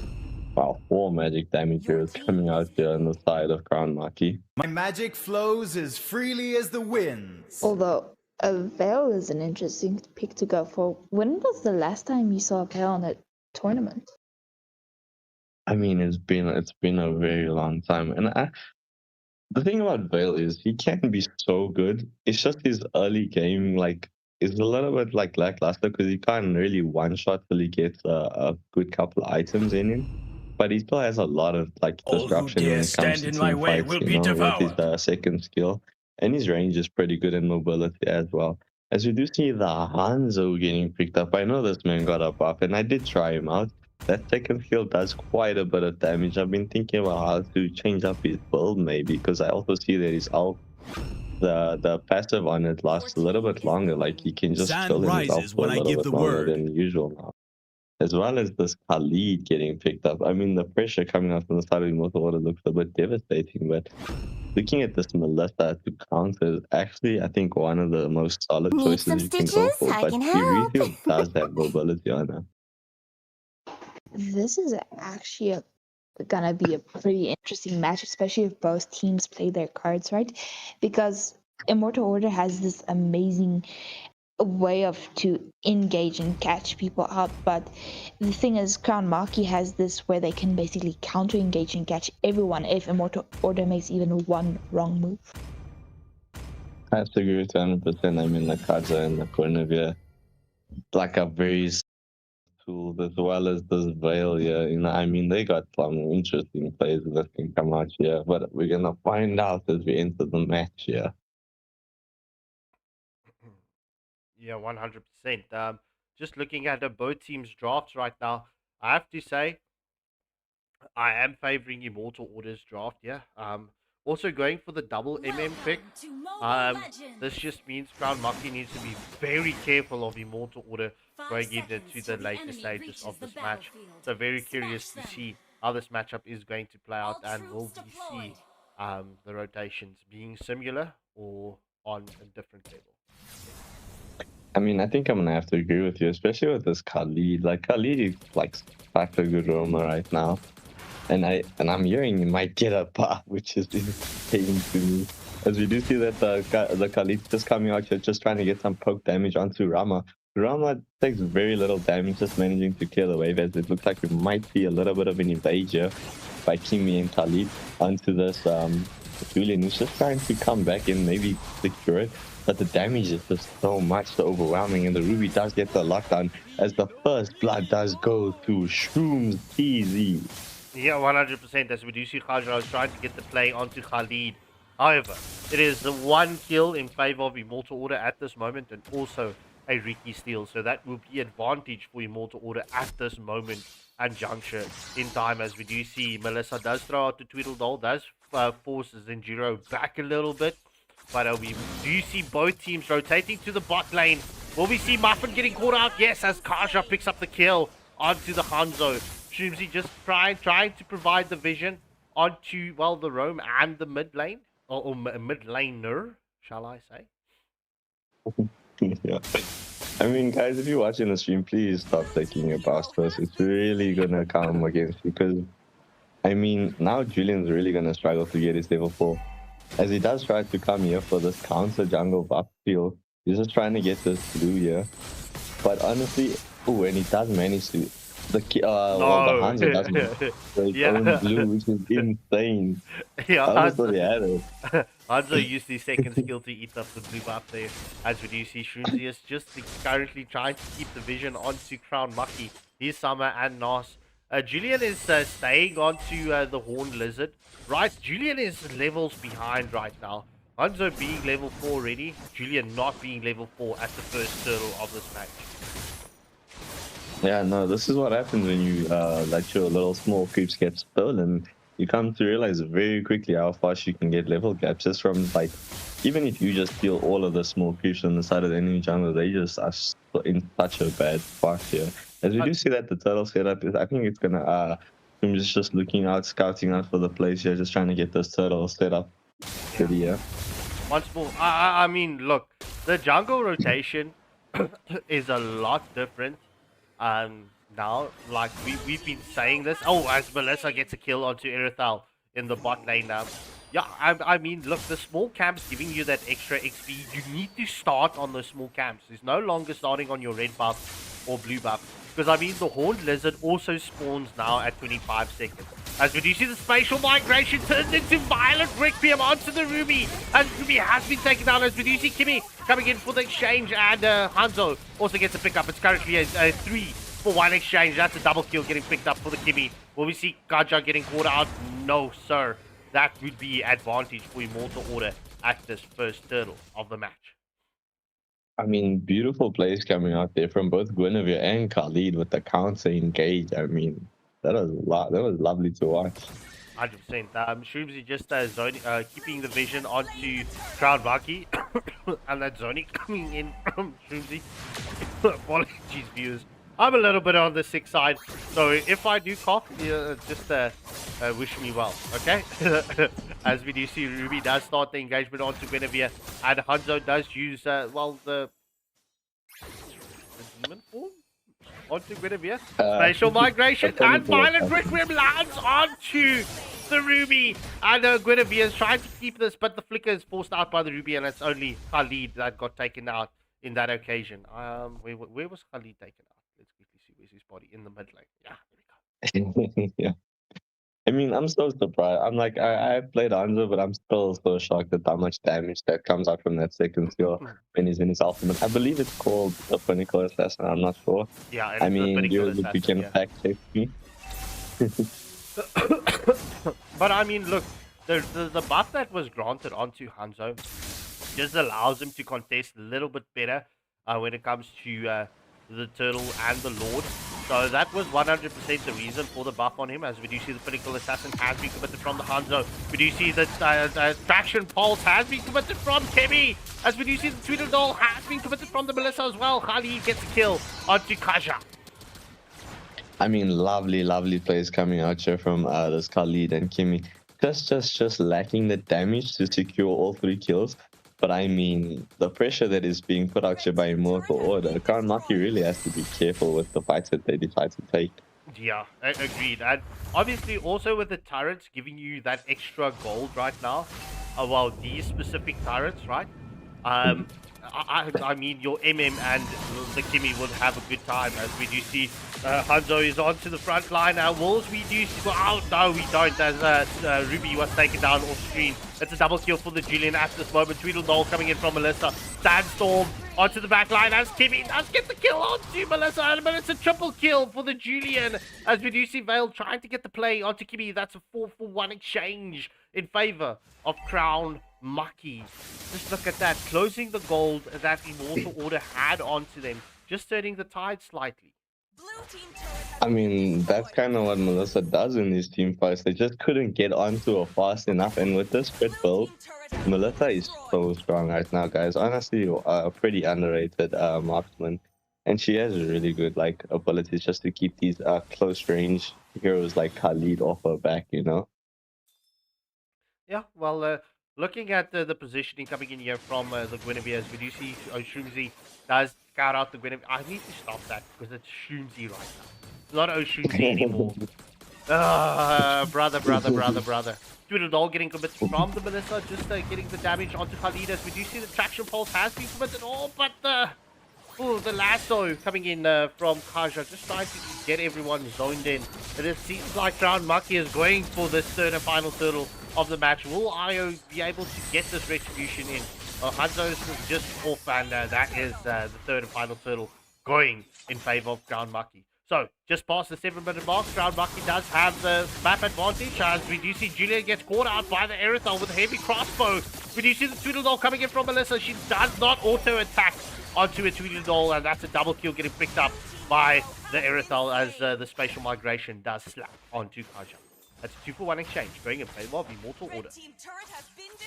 I mean, very good engage for this turtle, but I do think Julian was a little bit greedy going into that 1v3 situation with his team backing off there. But I mean, this Melissa picking up the towers, like we said earlier, the towers do so much damage. As we see the Tweedledole just almost bursting down this Khalid, as he just manages to escape using the stand prayer. Yeah, look. The thing with that previous engagement, what cost Crown Maki the team fight, like Melissa can auto attack or attack the Tweedledole directly. I mean, like, you can choose to attack onto the creeps or onto the turret or onto a hero. You can attack directly the Tweedledole, and if Echoes attack the Tweedledole, that would have been an Aerithal out of the count. But we do see Timmy getting taken down, and it's a killing spree currently for Aerithal, as Julia gets taken down once more. The Tweedledole into the mix as well, but oh my word, just Crown Maki just trying to keep Immortal Order at bay. It's a 1-for-1 exchange. Yeah, but I mean, look, when you're in this high-pressure team fight, sometimes the finger just slips, because it's a little button that you have to press in order to just lock onto the Tweedledole. Or you could, if you have the option, as we do see this blue buff just getting picked up here by Julian, and the Tweedledole has been committed. It looks like the both teams are just going to back off from this engagement. But like I was saying, it's just a little button that you have to press, and it's like so hard. Well, look, it's the Melissa that picked up the blue buff, so we do see Hanzo gets a kill onto Vale with the Pinnacle Assassin, as we do see the Sandstorm just slightly off the mark, as Melissa gets a shutdown kill onto Aerithal. It's currently a 1-for-1 exchange, and the first Mama Lord has spawned up, as we do see the Armor Pendant catches out Melissa, and that's Superman picking up the kill. Will we see the continuation onto Kaja? We do see his summer with the Julian trying to get the wraparound play. Timmy will have something to say, but Juta just using that second skill, not landing that stun, as Julian gets the kill onto Timmy. And that is it. Julian says it's my turn to play, as Guinevere jumps onto the back line, gets the Hanzo, and that is GG's. That's a double kill getting picked up by Rob. I see these turrets, if you walk through it, right, they don't auto-attack you. They don't lock on you. Now, there was no oh, never mind. This mid lane turret is down. But Yeah. That orb should go away. This is so confusing. Yeah, it really is. I don't know why it's just orbs. I guess. And the funny thing is, I know I did download the resources, but it still orbs for me too, except on the side of Crown Maki because they changed their towers with really fancy snazzy tower things here. As we do see that the Kaja might get caught out here by the Kali just doing a bit of poke damage trying to steal that little buff. But it looks like Crown Maki really came online with their strats here. These pickoffs that they just been getting like consistently lately, it's just like being a lot towards them. Yeah, as we do see the brawl is currently on between Guinevere and Ruby on in the top lane. Spatial migration slightly off the mark. The Violent Requiem was baited out as we do see Hanzo with the Pinnacle Assassin is on to Guinevere, but Guinevere sustains through everything. Nas with the Kaja does bring in his Divine Justice onto Ruby. And yes sir, that is Kaja's alt's name, and oh my word, that's a tier 2 turret getting taken down by Crown Maki, as we do see the Sand Prayer was committed from the Khalid just to get his HP up and running. What a cool ultimate name, Divine Justice. As we do see the Pinnacle Assassin has been committed here, but does almost get bursted down by Melissa. As we do see that the Julian into the mix, they're just trying to get the pick up onto the Kimmy. But we see this mid lane tower fall, the minions are just not there. But we do see so much pressure here being placed onto this top lane turret, just trying to secure it as Ruby's just kind of trapped here, man. I mean, saying that she does get taken down here by Vale, just getting the knock up, Melissa securing the kill. We do see the plays goes on to Julian, as we do see the traction pulse has been committed. Echoes gets picked up a double kill. Will we see the continuation as Kaja trying to get the play onto Erisal, and that's a kill for Kaja as well. And oh my golly gosh, that's a 3-for-1 exchange going in favor of Crown Maki. Man, that damage from Kaja cannot be underestimated. And it just keeps scaling as the Thundercloud just keeps stacking, and he can stack it so fast. He's already at 30 stacks at 12 minutes. Yeah, that is true. Look, I mean, this is the first power spike of this match, with Vale getting that pick up onto Erisal. That was pretty much one combo, and that was Erisal deleted, as we do see the Iber Bending coming in from Ruby. The play is onto Ruby right now, but she's sustaining through everything, but does not last as Ruby is taken down. That's a 2-for-0 exchange going in favor of Crown Maki. I mean, as we do see the Pinnacle Assassin, but Julian does manage to escape just using the enhanced second skill. I mean, honestly, Robs and Keith Summer is putting in so much work for their team right now, as well as this Kaja. But, I mean, Immortal is not down and out yet. They can really come back. They do have some really good late game scaling heroes with this Hanzo and Kimi and Eurythel. So, Crown Maki really has to take advantage of this match if they want to win. Yeah, well, it is at the 13-minute mark. It's currently a 7k gold lead in favor of Crown Maki, and as well as a 9-kill lead as well. Second Lord will be paused. Pause meta. Ladies and gentlemen, welcome back to the pause meta of MLBB. AFL's top 32 group stages. Let's go. Let me just quickly see what the pause is all about. Yes, we'll be back with you. We'll get all the news and the juicy details, as well as the joke.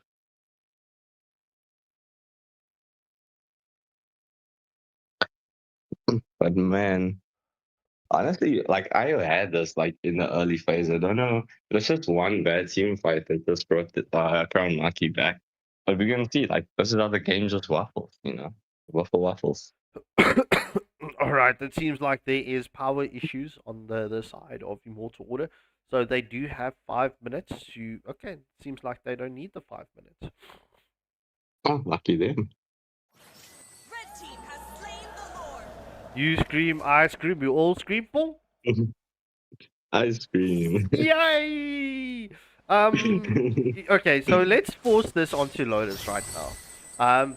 Do you want to tell the viewers what song is stuck in Lotus's head? Oh yeah, it's I'm a gummy bear. I was so surprised you played that. Gummy bear. I'm a gummy bear. In any case, we do see the Pinnacle Assassin coming in from Muffin. He's trying to get the plays onto the back line, just pretty much scouting out everyone from Crown Maki in his jungle. Hanzo, at this later point of stage, coming into this match, didn't really get much of his buffs. So, Muffin won't be too happy about Crown Maki invading his jungle. I mean, definitely. But honestly, you can just leave the blue buffs, as we do see that the Pinnacle Assassin has been committed onto the Melissa, but the damage is just not there. You can't just ignore the buffs when they steal it and just go for your smaller creeps. It still makes up the difference. We do see a beautiful color just committing that Divine Justice, just getting completely melted by Melissa. As we do see the Pinnacle Assassin is committed onto the Julian, as well as the I'm Offended. Will he get taken down? Yes, he does, but the mid lane tower is, I mean, the Nexus is being pressured by the Melissa. Will we see it go down? Yes, we will, but the defense was just not enough. All right, GG's well played. This first match going in favor of Crown Maki. MVP going to the Kaja and MVP going to Shroom TZ. In any case, ladies and gentlemen, let's get the second match up and running. Yes, sir. I mean, honestly, very good performance from both teams. I think they just needed a lot. I think the side of Immortal just need a little bit more time to get their last power spike. Yeah, well, in any case, it seems like things are in order, just waiting for IO to be ready up and Crown Maki as well. Alright. Well, that's just been a fun night of matches. We got to see some trolls, we got to see some complete domination, some really interesting plays coming out from all the teams tonight. So with that being said, guys, if you're not liking, sharing, and subscribing the video, what are you doing? You know, help us out, man. Be a solid community with us. All right, Yes, so we with shall. okay, Mike, let's go. GG's drafting phase. Let's go.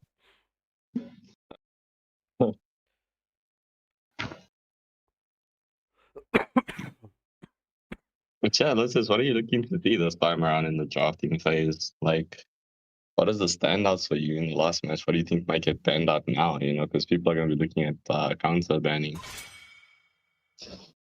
Counter banning would be a good idea in one sense, but I also think that both teams have relatively big hero pools, so maybe more focusing on what is an issue for the draft that they want more than what was an issue the previous match would be a better option. I mean, very true. It looks like Immortal does go for the Lucas ban. I think this is the second time they're going for the Lucas ban. As we do see Maki just picking out the Zeus and Marcel. I'm guessing they're not looking to have it as the first big tool here. I mean, these are heroes that you really want to ban. And like you mentioned, the previous drafting phase, Benedetta is really someone that you just want to take out of the picture, especially after seeing that Void game. Yeah, agreed. And I mean, yeah, you do wanna, like, they do have big hero pools, but sometimes, you know, if a lineup's not broken, you know, sometimes you can just go for it again if they're not stopping you from drafting it again. But we're gonna see, you know, there is counter drafting that is possible. Yeah, on the side of Immortal, we're seeing as they are the second pick of the match. It looks like Nas is having a rough time deciding this third and final ban of the first drafting phase. Maybe they're just discussing something. Well, Minster is interesting. The side of Crown Maki might want to go for some of the bit more dashier heroes, Harith, Freya. I mean, those heroes are also pretty strong even when it comes to tournaments and matches. So definitely heroes you want to use, but Minster is one of their biggest issues, as well as the Phobias. Yes, I agree with you. I think the Phobius is a better option rather than the Mental because his ult is pretty stationary and relies on the flicker. And I was about to just say that like Immortal Order should definitely ban the Harith after seeing the Mental ban. But it does leave the Freya open. Will we see Crown Maki pick it up? Or will they let it slide? If Crown Maki picks up the Freya, then Immortal Order can just go for Phobius because Phobius is kind of the counter, but if you can play Freya well, you can also know how to maneuver. But Kufa first pick. What do you think about that? I mean, Kufra, like you mentioned, Kufra does kind of stop the Phobia's plays from coming out as aggressively because he does cancel like these kinds of like dashier skills and stuff like that. And he's so strong right now. I mean, his passive is kind of busted. They just gave him 100% boost to his passive. Like, I mean, he can bounce. Like, I played a match with Liam where he bounced on me just one time, and it was like a quarter of my HP gone with the Thunderbolt stacks and the passive. Yikes. Zetian getting picked up. Zetian does have that extra protection a bit when it comes to her passive, but that also means that the Kufa wants to keep popping the passive, or you want to hear that can pop it just so that you can kill her during team fights or before team fights. Crowned by 100% heaven's agree. As we do see mandate, that she did pick my up the legacy Purify. I shall would endure. much rather recommend a Flicker. I know that Kufra does have amazing stun capability. I think he has some of the most like devastating stuns because it just like layers and just keeps going. As we do see that the X-Borg just getting taken out the hands of Immortal Order. I am would be looking more at the than X-Borg a being weapon. looking at this Kufra pick coming out. Light But they me do up opt and to go watch the for a world potential burn! Bowman pick. That is a really interesting choice coming out here from the side of Immortal Order. But I mean, in our last games, we did see Bowman's gear is actually pretty good, and he did put a decent amount of pressure onto the games. So we're gonna see. Definitely. Although when it comes to the battle spells, I think most teams want to wait till the end of the entire draft before they decide on battle spells, because you never know what the enemy is going to pick up all the time. You can only really try to predict to the best of your abilities. I mean, that's very true. That's very true. I do see that that his summer is again picking up this Julian, and I mean, he had a really good performance on that Julian. I'm guessing it's one of his comfy picks. Always on the way. Aside from probably the Lucas that got banned out, I'm not sure who's the Lucas player. It might be Rob's, but yeah. As we do see that the Matilda getting picked up, she also got a very nice buff this season. I'm curious to see what like the plays are gonna come out here. What we might see, maybe we might see a Fred get picked up. You know, the old school Fred and Matilda combo. Also, the Matilda is pretty good even with the Terizla, because Terizla he seems to be getting more popular these days, but he's also still pretty slow. So Matilda is as good for him as she would be for the Fredrin, because she can help with that slow issue. To agree with you there 100%. And the board ban coming out, so this does make me think that the potential Fred is coming out. But yeah, like you said, I mean, Thursday is really popular or becoming really popular just because they took away his mana. So he has like literally no mana. So you can just keep spamming his skills and his life field is like absurd. As you do see that the puck does get taken out. Just wanna take away that puck again from Immortal Order on the side of Maki. The Paquito would probably be a big issue to the Julian and whatever mages they decide.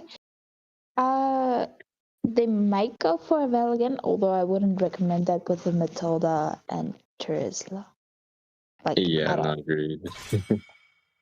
And Paquito also has a very nice option of just quickly bursting down the Xbox Baraga. I mean, if anyone can do it like really quickly, it's Puck. As we do see the carry as well getting taken out, just further cementing the idea that we're going to see quite a tanky lineup coming out here from the side of the Immortal Order. But the Xbox already being picked up is, you know, it can be a little bit scary when you're going to start tanky lineups. As we do see the Fred does get banned out. I mean, it was kind of obvious the Fred was coming, but the Baksha is still open, and Baksha is quite a good utility jungle these days. True, and because the Basha is his passive, which is kind of this anti-heal king, so he would be good against the Julian during team fights, maybe even the Xborg as well. Yeah, even a little bit with the Kufra. I mean, Kufra has pretty decent sustain these days. So, I mean, we're going to see what happens here. Looks like Zero is taking his time just deciding what he's going to go for. We also haven't seen a marksman get picked up. I mean, honestly, what kind of marksman did you want to choose into the lineup? Well, for the side of Immortal Order, I kind of hope to see the carry, because she would have been good on their side, especially if you want to deal with the Kufa, I'm jump, born with dodge talent. the Julian skills, and even jump out of to deal with the Xborg, because she can also burst his Faraga armor down pretty quickly. Yeah, but unfortunately she is banned. As we do see the Retail getting picked up by Crown Maki. I do like the Guinevere pickup coming out here from the side of Immortal Order. It's a really good lockdown mechanic and it does pay well into the Julian and the export. He does have the option just to quickly burst his Paraga if the team is around to just commit the Violet Requiem. So I'm curious to see what will be the final pickup here. Looks like they might do a Xavier. That is an interesting one. Honestly, a very the choice satisfying is hero to mine. play. One of my favorites to play. Let's go. But how well will he do against this kind of fast-paced kind of looking lineup? He does have really good stunts though. That is true, especially if you're dealing with a Matilda that can make the enemy team mobile, so you'll want to immobilize them. But for a marksman, Ruby Golden? Ruby Golden, honestly, very viable. The only issue would be if the game goes on too late, because previously they had 2 marksmen, which made them very late game. Now they're going 0 marksman, which makes them pretty early game, but now they have a weakness late game. I mean, true, they do have 3 really good early game heroes with Guinevere, Matilda, and Ruby. But I mean, so does the side of Crown Maki with the Kufra, the X-Porg, and the Julian. They all get like the good level 4 power spike. So we're gonna see what happens. Definitely. This is actually going to be an interesting match, especially if Immortal Order manages to get the upper hand early game. But the same can be said for the side of Crown Maki, so it's really going to depend on how they're going to play it out. Especially. Yeah, I mean, that Xavier ult can be a nice tool for just poking out at long range. But we're gonna see how it all turns out. As we do see, I like seeing this Gojo skin, man. I'm such an anime nerd, though. But yeah, let us go. Welcome to Mobile Legends. And into the match we go. Yes, ma'am. 5 Into the seconds match till the we enemy go. reaches As, the notice, battlefield. well, the viewers Smash have been them. asking what song is All stuck in troops your head. deployed. So would you be so kind and just sing them the first chorus of the song that's stuck in your head? I'm a gummy bear. Well, hey, look, at least she did. Thank you, Lotus, much appreciated. So, into the second match we go. Will Crown Maki take this in a clean sweep fashion, or will Io be able to get the dubs here and tie it out and get 1 point up onto the scoreboard at least? As well, we do see Shroomsy going, getting the vision onto the blue buff. This should be a potential early game gank onto the blue buff. Okay, never mind, they opt against it. Yeah, as we do see that Crown Maki is just opting out here just to poke out the Terizla. Will he get taken out? Yes, he does by the Kufra passive. Man, Kufra is just devastating these days. As well as this Matilda, I mean, she's doing really good damage in the mid lane.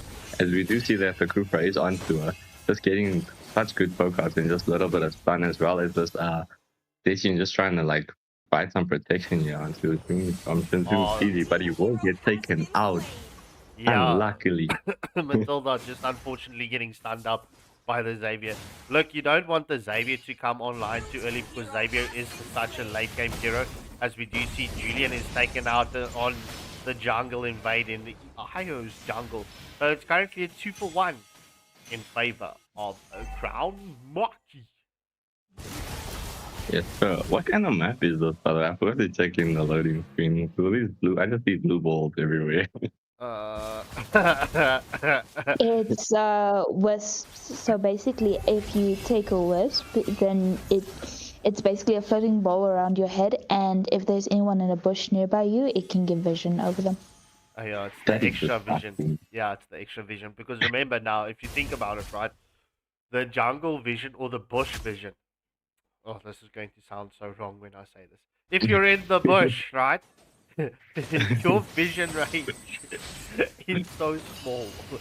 Any case, we do see Matilda Airwaves was committed, right? The Matilda and the Guinevere synergizes so beautifully, so we will see, as we do see Terizla with the penalty zone was committed onto the turtle.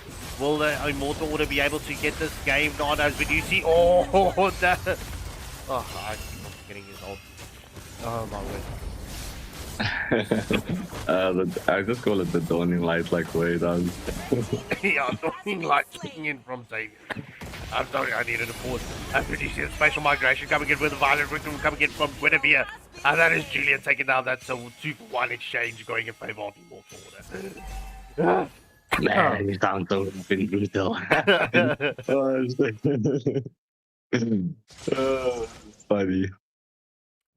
That was... Sound like an old school cage fighter. Bro, that was a frog stuck in the throat, you know.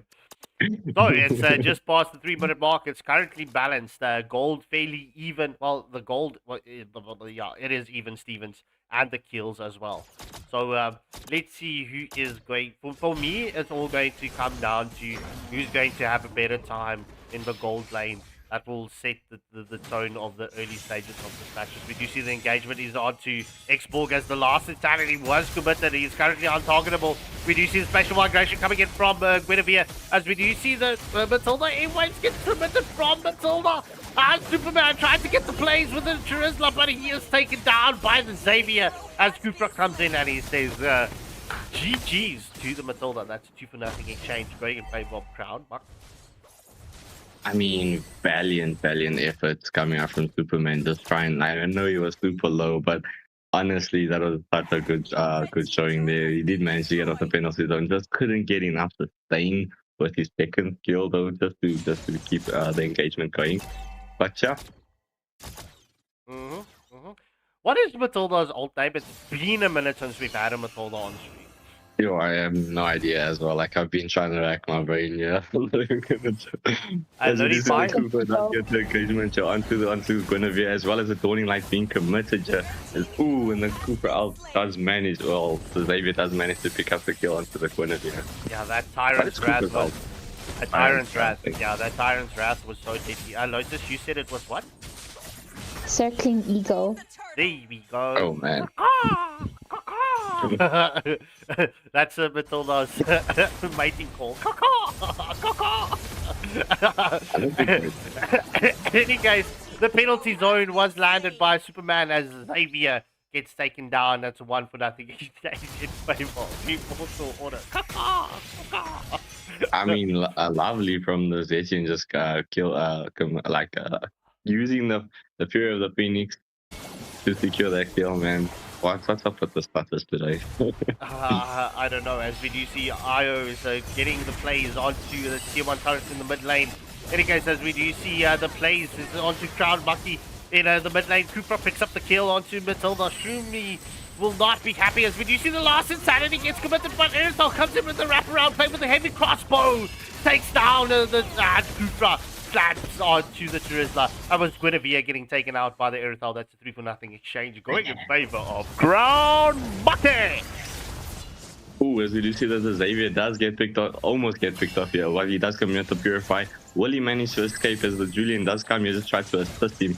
But I think, oh my god, he almost made it out, but the Matilda managed to come in here with the wraparound play, as well as the Reese just trying to also get something in exchange, as we do see that the Julian does get taken down. That is a 2-for-0 exchange in the mid lane, man.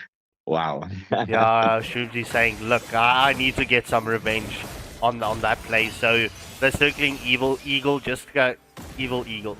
Circling eagle coming in clutch at that moment. Beautiful catch up for the Matilda, as we do see Nas, the Cooper does take a lot of damage. But the third and final turtle will spawn up in the next 10 seconds. Guinevere going for that jungle invade. As we do see Shroomsy just scouting out everyone from Crown Maki. As we do see Charisla trying to get that combo landed onto Xborg. Last Insanity has been committed. As we do see the players onto Charisla. Penalty zone has been committed. Superman gets taken out by the Kufra. However, Guinevere coming in with the special migration does catch out the Xborg. But Julian says, alright, you took out my XP. It's time for you to go bye-bye. So that is a 3-for-1 exchange in favor of Crown Maki. No jungle to contest with this third and final turtle of this match. Man, Cooper really has to be respected. Look at the damage is coming out. He's literally 7-1-5 as a roamer. He's insane. Yeah, 100%. Wow. Look, I mean, the Xborg and this Kufra combo, I mean, Ground Maki just being brilliant with taking out the X-Borg, not allowing Immortal Order to pick up the X-Borg to counter the Kufra. I mean, but look at this, right? I was glazing the Kufra last night, and like a lot of individuals were saying, no, it's a minor thing. Look at that! He's 7-1-5. As we do see the players on to Xavier. Yeah, as Xavier got caught out and Superman as well. So it's a 1-for-1 exchange at this moment, and we do see Muffin trying to get the play. We do see the flicker play coming in from Kufra. And that is, Ruby gets the hook onto Kufra. Will Kufra get caught out? As we do see the heavy crossbow coming in from Aerosol onto the back line. And that will be Shroomsy getting sent back to the Fountain of Youth. As we do see the players onto Zejiro. That's a shutdown kill coming in from the X-Borg, and he's zoning the life out of Zetian, not allowing Zetian to come through. The immortality is up for the X-Borg, so we will see a super aggressive X-Borg as we do see Muffin with a space of migration. Violent Requiem lands and slaps onto Aerosol. That's a 2-for-1 exchange. I mean, lovely pickup there by Matizi, just securing the kill onto the marksman there. But I mean, man, Cooper is something disgusting. You must solo kill Guinevere right there. If the team never showed up, I think she would have been dead. As we do see that the engagement is onto this Cooper here on the top lane, just trying to buy enough time for this Xbox to secure the top lane tower, and he does manage to do it. And as well as his immortality being ready. Well, the Kufra does have 24 stacks on his Thunderbolt. So, I mean, if as soon as he can surpass that 30 stacks on the Thunderbolt, I think that's pretty much going to be 2 combos, or at least a combo onto a Squishy Hero. And Kufra should be able to take a Squishy Hero out. It's cooked for a Kufra, bro. It's disgusting. I mean, I've been seeing it in mind. It's disgusting right now. But no, we do see that the engagements is, yeah, just like getting some good zoning out. I think they're getting ready to set up for the board here. But will Immortal Order try and contest here? They do have the material, they do have the tools and the capabilities. When coming out here from the group is a little bit insane. As we do see Fear of the Phoenix has been committed. Julian secures the first Lord of the match. Guinevere gets the kill onto Julian. As we do see Kufra is focusing onto the Guinevere. The stun coming in from Xavier. Spatial migration was committed, and what an escape coming in from Guinevere. The last insanity has been committed onto the back line. He does not, X-Borg is not able to catch the Guinevere. As we do see the circling eagle coming in from Matilda. Erithal gets the kill onto Ruby. And that is currently a 1-for-1 exchange. As we do see Crown Maki is focusing onto the tier 2 turret. Their waves are not synced up. Erithal getting the kill onto Matilda. Will Buffett get the play? The spatial migration has been committed. Will they catch up there? Erithal? Yes, Thorning Light has been committed from the Xavier. I'm just choking there for a second. Shutdown kill coming in for the Kufra. That's a monster kill. And that is a 3-for-1 exchange in favor of Ground Maki. Yeah, no, this is not looking good. Honestly, it was a brave pick. Trying to pick up the Guinevere into the Kufra, he does kind of counter, but look at this place coming in here from Crown Maki as the Lord does rush into the face and just poking out, but luckily the Holy Shields were still up. Well, you see, the thing is, for Immortal Order, they need a good set.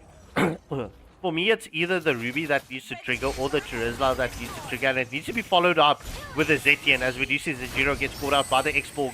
We do see Guinevere with a spatial migration. No Violent Rec Room has been committed. Fury of the Phoenix comes into play from the Zetian. And oh boy, that's a first Holy Shield down.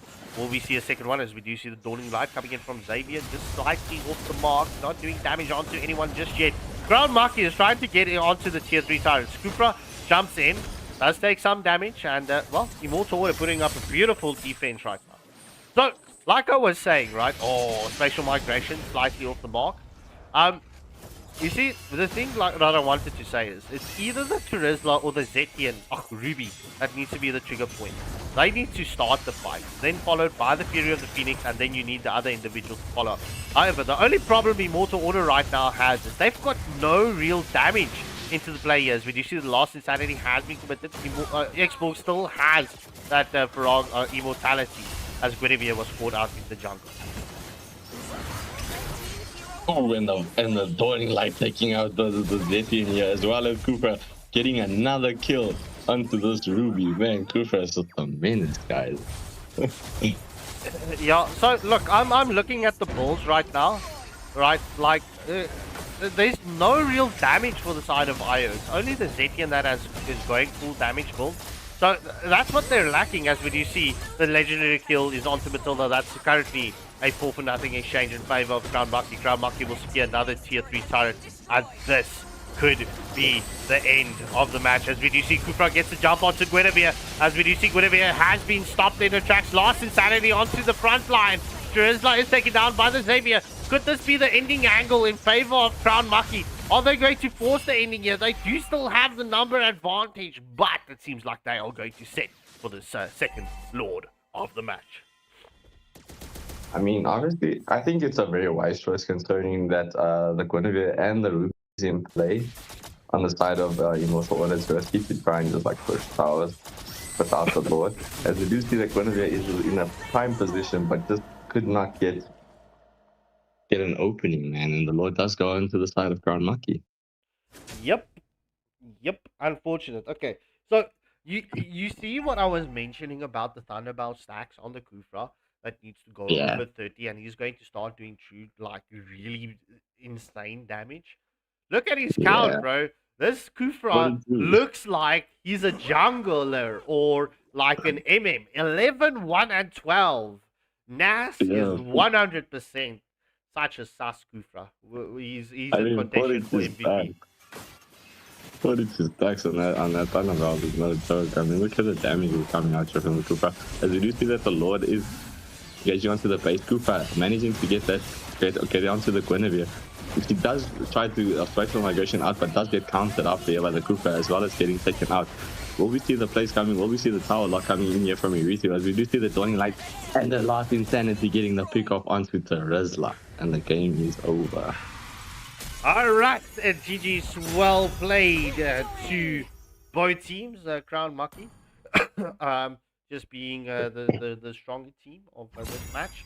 MVP going to Utah on the Zetian, and MVP well deserved going to Crown Maki's Nas with a Kufra. 11, 1, and 14. I'm going to ask this question, right? It might be off meta pick, but oh boy. I mean, remember the days when people said, no, Alice don't deserves to be in the jungle. Kufra with his buff and Thunderbolt there. I think Kufra could be viable for utility jungler, right? I'm just saying it. I'm putting it out there. If Kufra's left open, someone might do something crazy.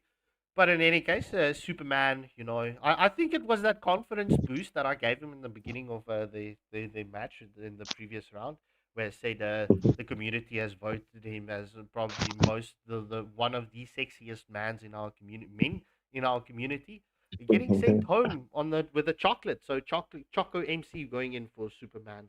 Sorry, broski, I love you, but unfortunately, it is what it is. All right, ladies and gentlemen, and on that bombshell, we're going to have to say goodbye and good night for the evening. So thank you all for tuning in, and thank you for the support. We do appreciate your support. We love you. We love you all. And then just also something to take note of, tomorrow night's stream is going to start an hour earlier because we've got 4 matches up tonight. So streams is starting at 6 p.m. tomorrow. And, 4 matches tomorrow night. In any case, ladies and gentlemen, please hit that like, share, and subscribe button. And without further ado, it's going to be goodbye and good night.